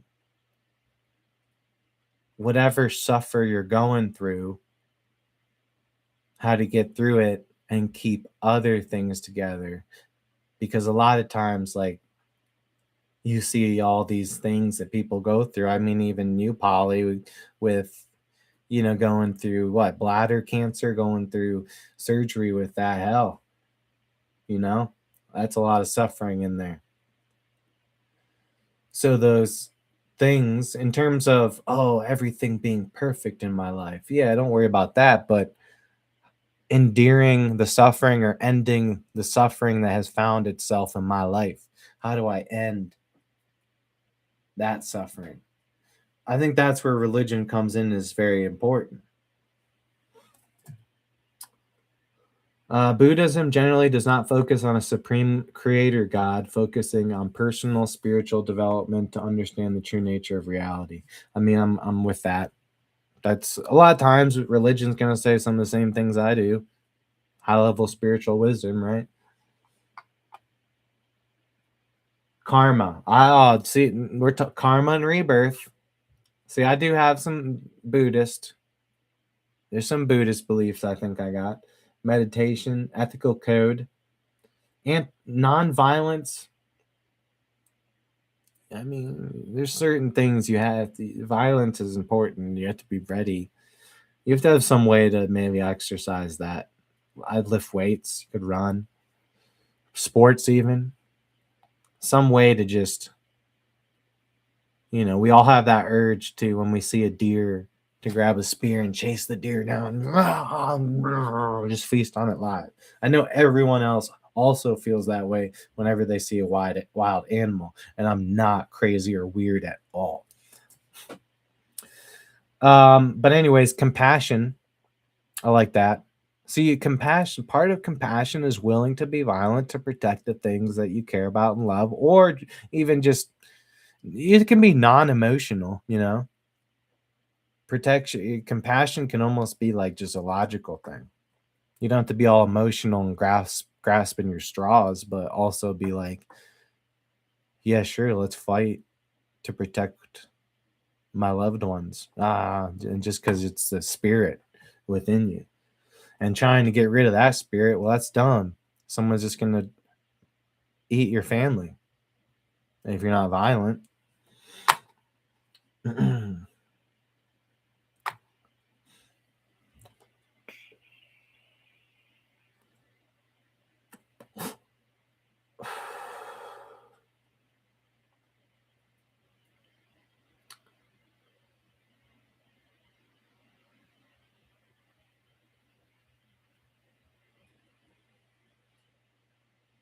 Buddhists take refuge in the Buddha, the teacher, and the Dharma, the teachings, and the Sangha, the community.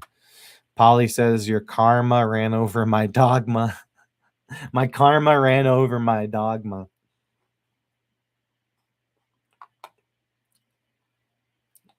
Is it still alive, Polly? Is your dogma still alive?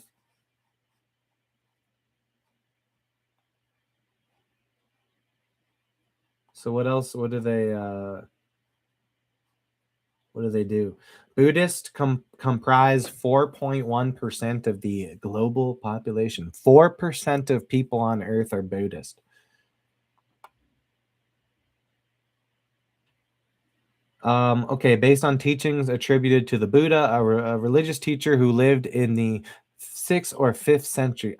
Whoa, wait. You said or. Oh.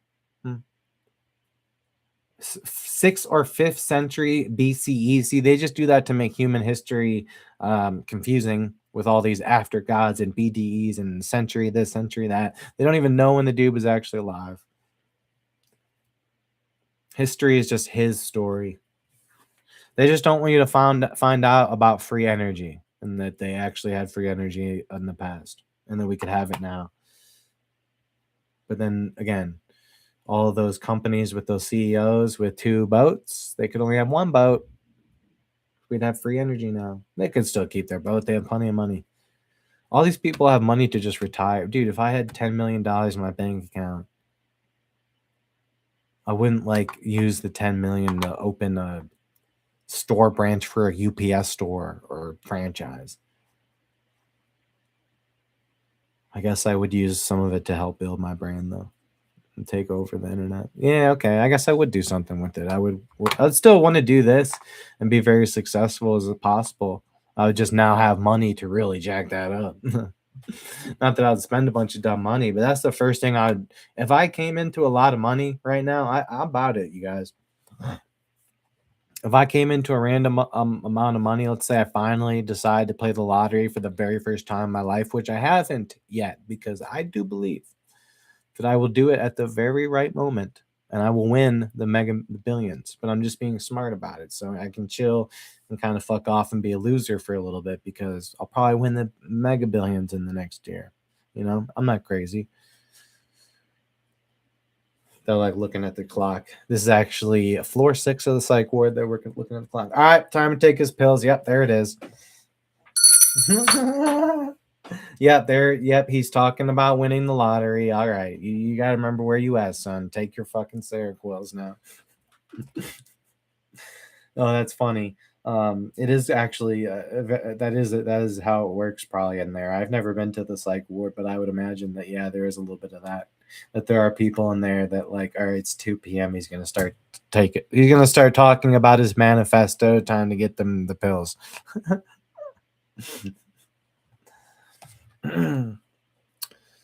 Polly says, hold on a second. Water.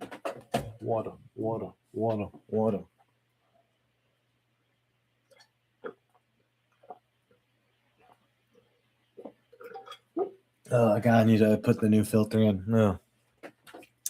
What I remember best of Buddha is the quote, holding on to anger is like holding on to a burning coal that you want to throw at someone, but in the end, it is only you who gets burned. That's right. That's why you got to throw the burning coal at people's face and let them deal with it. Boom. Get your anchor out. That's right. See, Buddha knows. He knows about toxic social media posts. What you do is you say whatever is really making you mad, and you force yourself to post it on social media, and then you'll realize you're an asshole, and then you'll delete it, but like a couple people will see, and it'll make you a little bit nervous. So you'll literally create a nervous feedback loop about thinking negative, because it'll scare you to think negative, so then you'll think positive more. I'm literally brainwashing myself. I know so much about the government brainwashing operations. I don't just know of their existence, I know how they do it. First, you have to feed yourself a lot of psychedelics for a couple months. And the rest, I can't really, there's no real formula for it. Wouldn't you like to know, Weather Boy? Okay, so let's see this Buddha guy that wants you to get rid of all your suffering.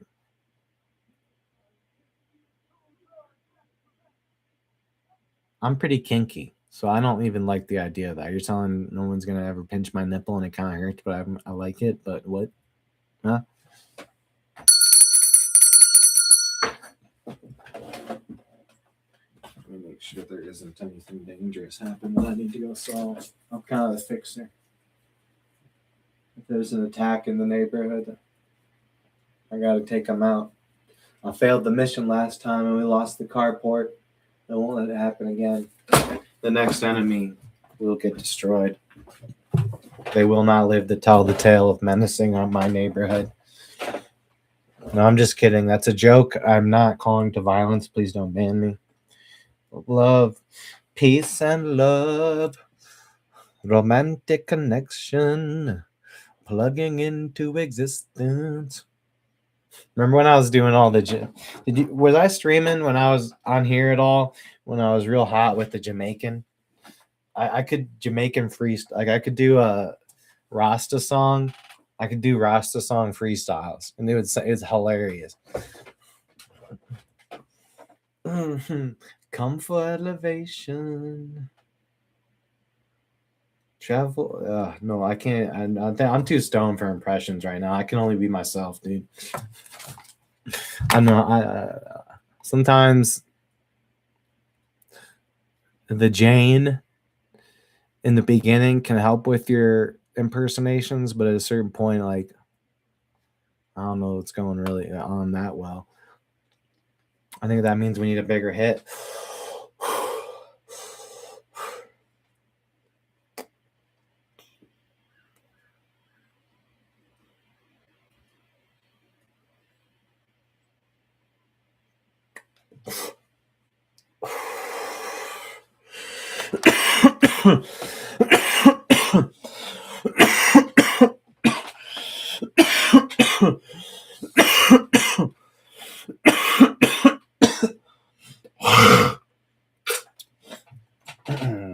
Now you're talking. Talking big, talking big truce, big trust.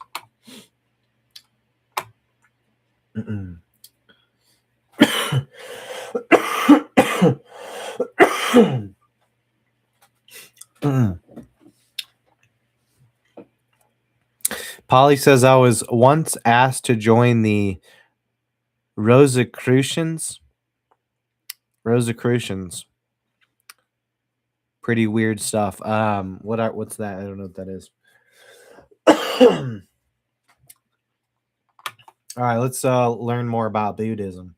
According to tradition, the Buddha instructed his followers in a path of cultivation that leads to awakening and full liberation from suffering. They refer it as dukkha. Dukkha. Dukkha is suffering, unease, unsatisfactory. How do you get rid of dukkha? You have to attain nirvana, which is the blowing out or extinguishing of the passions. He regarded this path as the middle way. Something about sensory indulgence.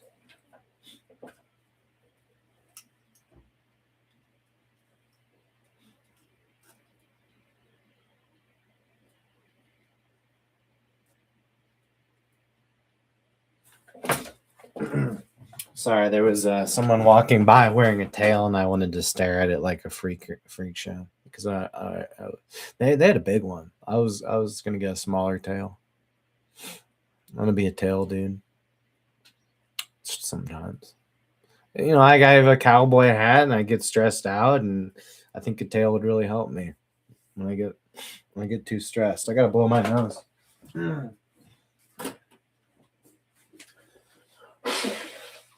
I've seen some. They have some fucking dope ones, dude. Looks like a skunk. They have a skunk one. Let me get the skunk one. My kitty will think that I'm a kitty like her. We could be even more friends. Well, not weird stuff like that, but like just she'll accept me like a kitty because she'll see me as another kitty friend.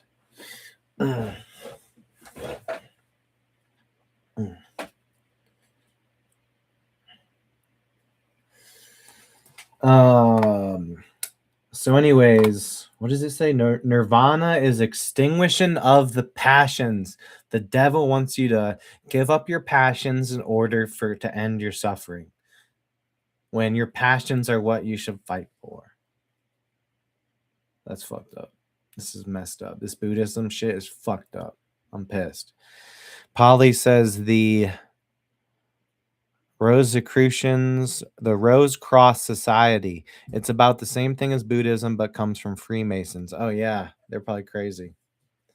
They'll probably tell you to like hold your own jizz for a year and then give it to them in a cup. There's stuff that I'm not even being that far fetched.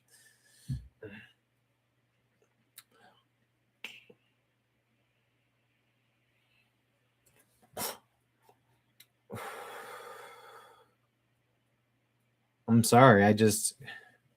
You should have a little bit of an ego death and realize your value in consciousness that other people are experiencing and respect their consciousness. Being high level and just knowing that you're really special, but you can be the best version of yourself. I don't think you should get rid of your ego or have ego death, just like an ego maintenance. That's like, unless you really feel like you want to be one of those monks or extremely stoic. I'm not telling people if that is your passion or emotion or something like this is like, oh, I want to reach that nirvana. I'm willing to give up my passions to be this enlightened. I want to see what that's like. Then yeah, sure. I'm not trying to hold anyone back. I just think is you got to keep it in mind what's the overall purpose of existence. Well, in some cases, in most cases, it's really just to experience the existence. So if you're judging things based on that as your vision and your main truths that you're just here to experience it, whatever it has in store for you, you wouldn't necessarily want to take away something that can open up doors. So yeah, it's good to temper your ego, but if your ego, who you are as a person, is empathetic and cares about others and willing to sacrifice their time and ideals to be a better person for others, then yeah, you should probably not have any kind of ego death that gets rid of that. You should have that magnified, if anything. So I think there's a certain level of having an ego. People talk about the psychedelic drugs and having an ego death. I think there's a certain level of your ego that it wants you to keep with you, not in the form of baggage and negativity and, oh, this always happens to me, or oh, all the things that I don't have, but more of the things that you do have and that can bring enlightenment and value into your life. I think that higher power, when you have that positive connection with something more higher power, when you're on a psychedelic experience, um,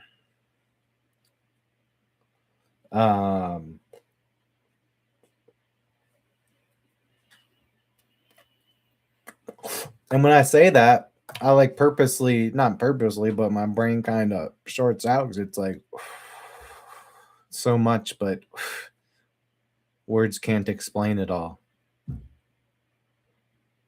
But yeah, ego death makes no sense. Oh, I had just all those people that have ego death. Well, they're just extreme people. So at one point they had an extreme ego. Then they had the psychedelic experience that caused them to learn more about the ego and maybe not like their ego now that they saw it in the mirror truly for what it really was. And then they wanted to extinguish it. So ego death, living like a monk, kind of tempering everything within yourself. What does that really get you? What does that really do? It could negatively affect if you temper yourself. Like you could have things that come to your mind that are positive. So those people that talk about ego death must have been such assholes before. And there are people like that. They must have been such assholes before.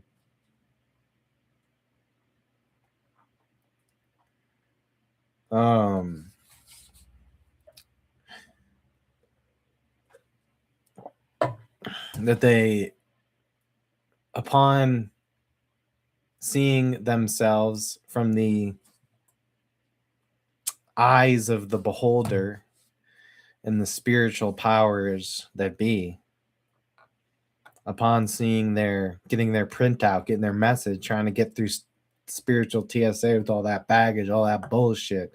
Well, they didn't get through. They had a ego death, probably a negative experience, but it did enlighten them. But yeah, the only reason to end up on that is probably because you sucked so bad that the shrooms were like, nah, you can't be you can't keep any of this. You can't. None of it. It's all baggage, and we don't accept baggage here in the spiritual TSA. You have to be willing to throw it all away and start over from scratch. No matter what it is. No matter what.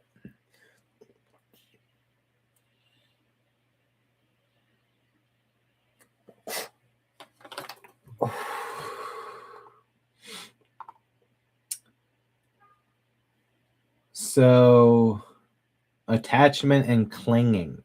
I guess you're trying to get rid of attachment and clinging within Buddhism.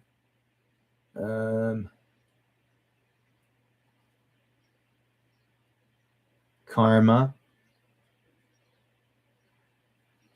So you will be, if you do good, you receive good. You do bad, you receive bad. They're talking about all this stuff, man.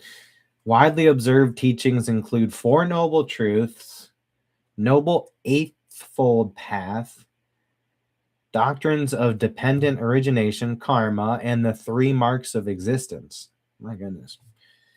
Other commonly observed elements include the Triple Gem, the taking of monastic vows, and the cultivation of perfections. You're not meant to be perfect, no. They talk in devil speak.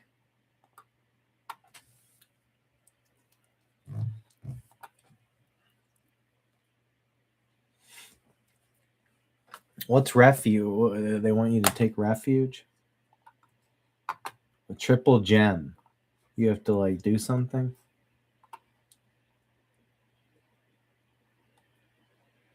Oh, prayer. It's some kind of prayer. The 3 jewels. They're praying to a bunch of jewels.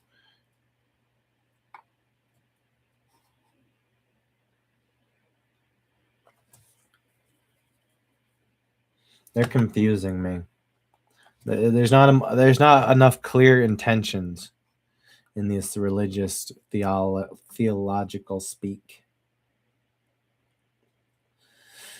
All right, I have to go now. My mother is going to be here soon. She picked up my child from daycare for me.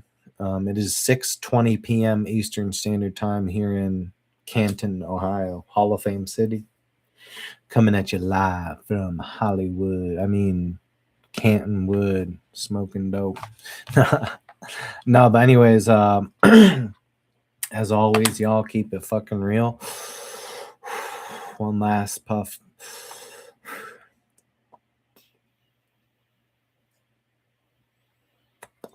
We made it. What a great show. What a great audience.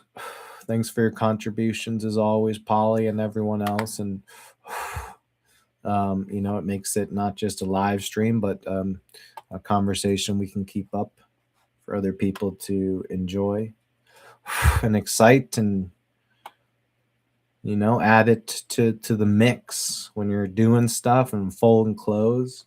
Don't just be hanging out with your own thoughts. Hell no, I don't do that shit. I have two motherfuckers. I sometimes listen to two podcasts, two different talk medias at once. You don't really catch everything, but I don't catch anything anyway. I'm neurodivergent, so if I'm listening to one thing, I'm gonna be like, but if I get it like that, then it's like do. And I can focus on what I'm actually doing. Because then, see, that's just how I'm entertaining myself. Then it comes down to what I'm actually doing. But anyways, yeah, y'all, we will go Indians. The Cleveland Indians or Guardians are on right now. Go team. I'm gonna go listen to the game and hang out with some family and make some pizza and stuff. All right, peace, y'all. Keep it fucking real. Have a good rest of your day. I'll be putting up the loop stream eventually if anyone's interested. So it's just going to replay this episode first. Peace.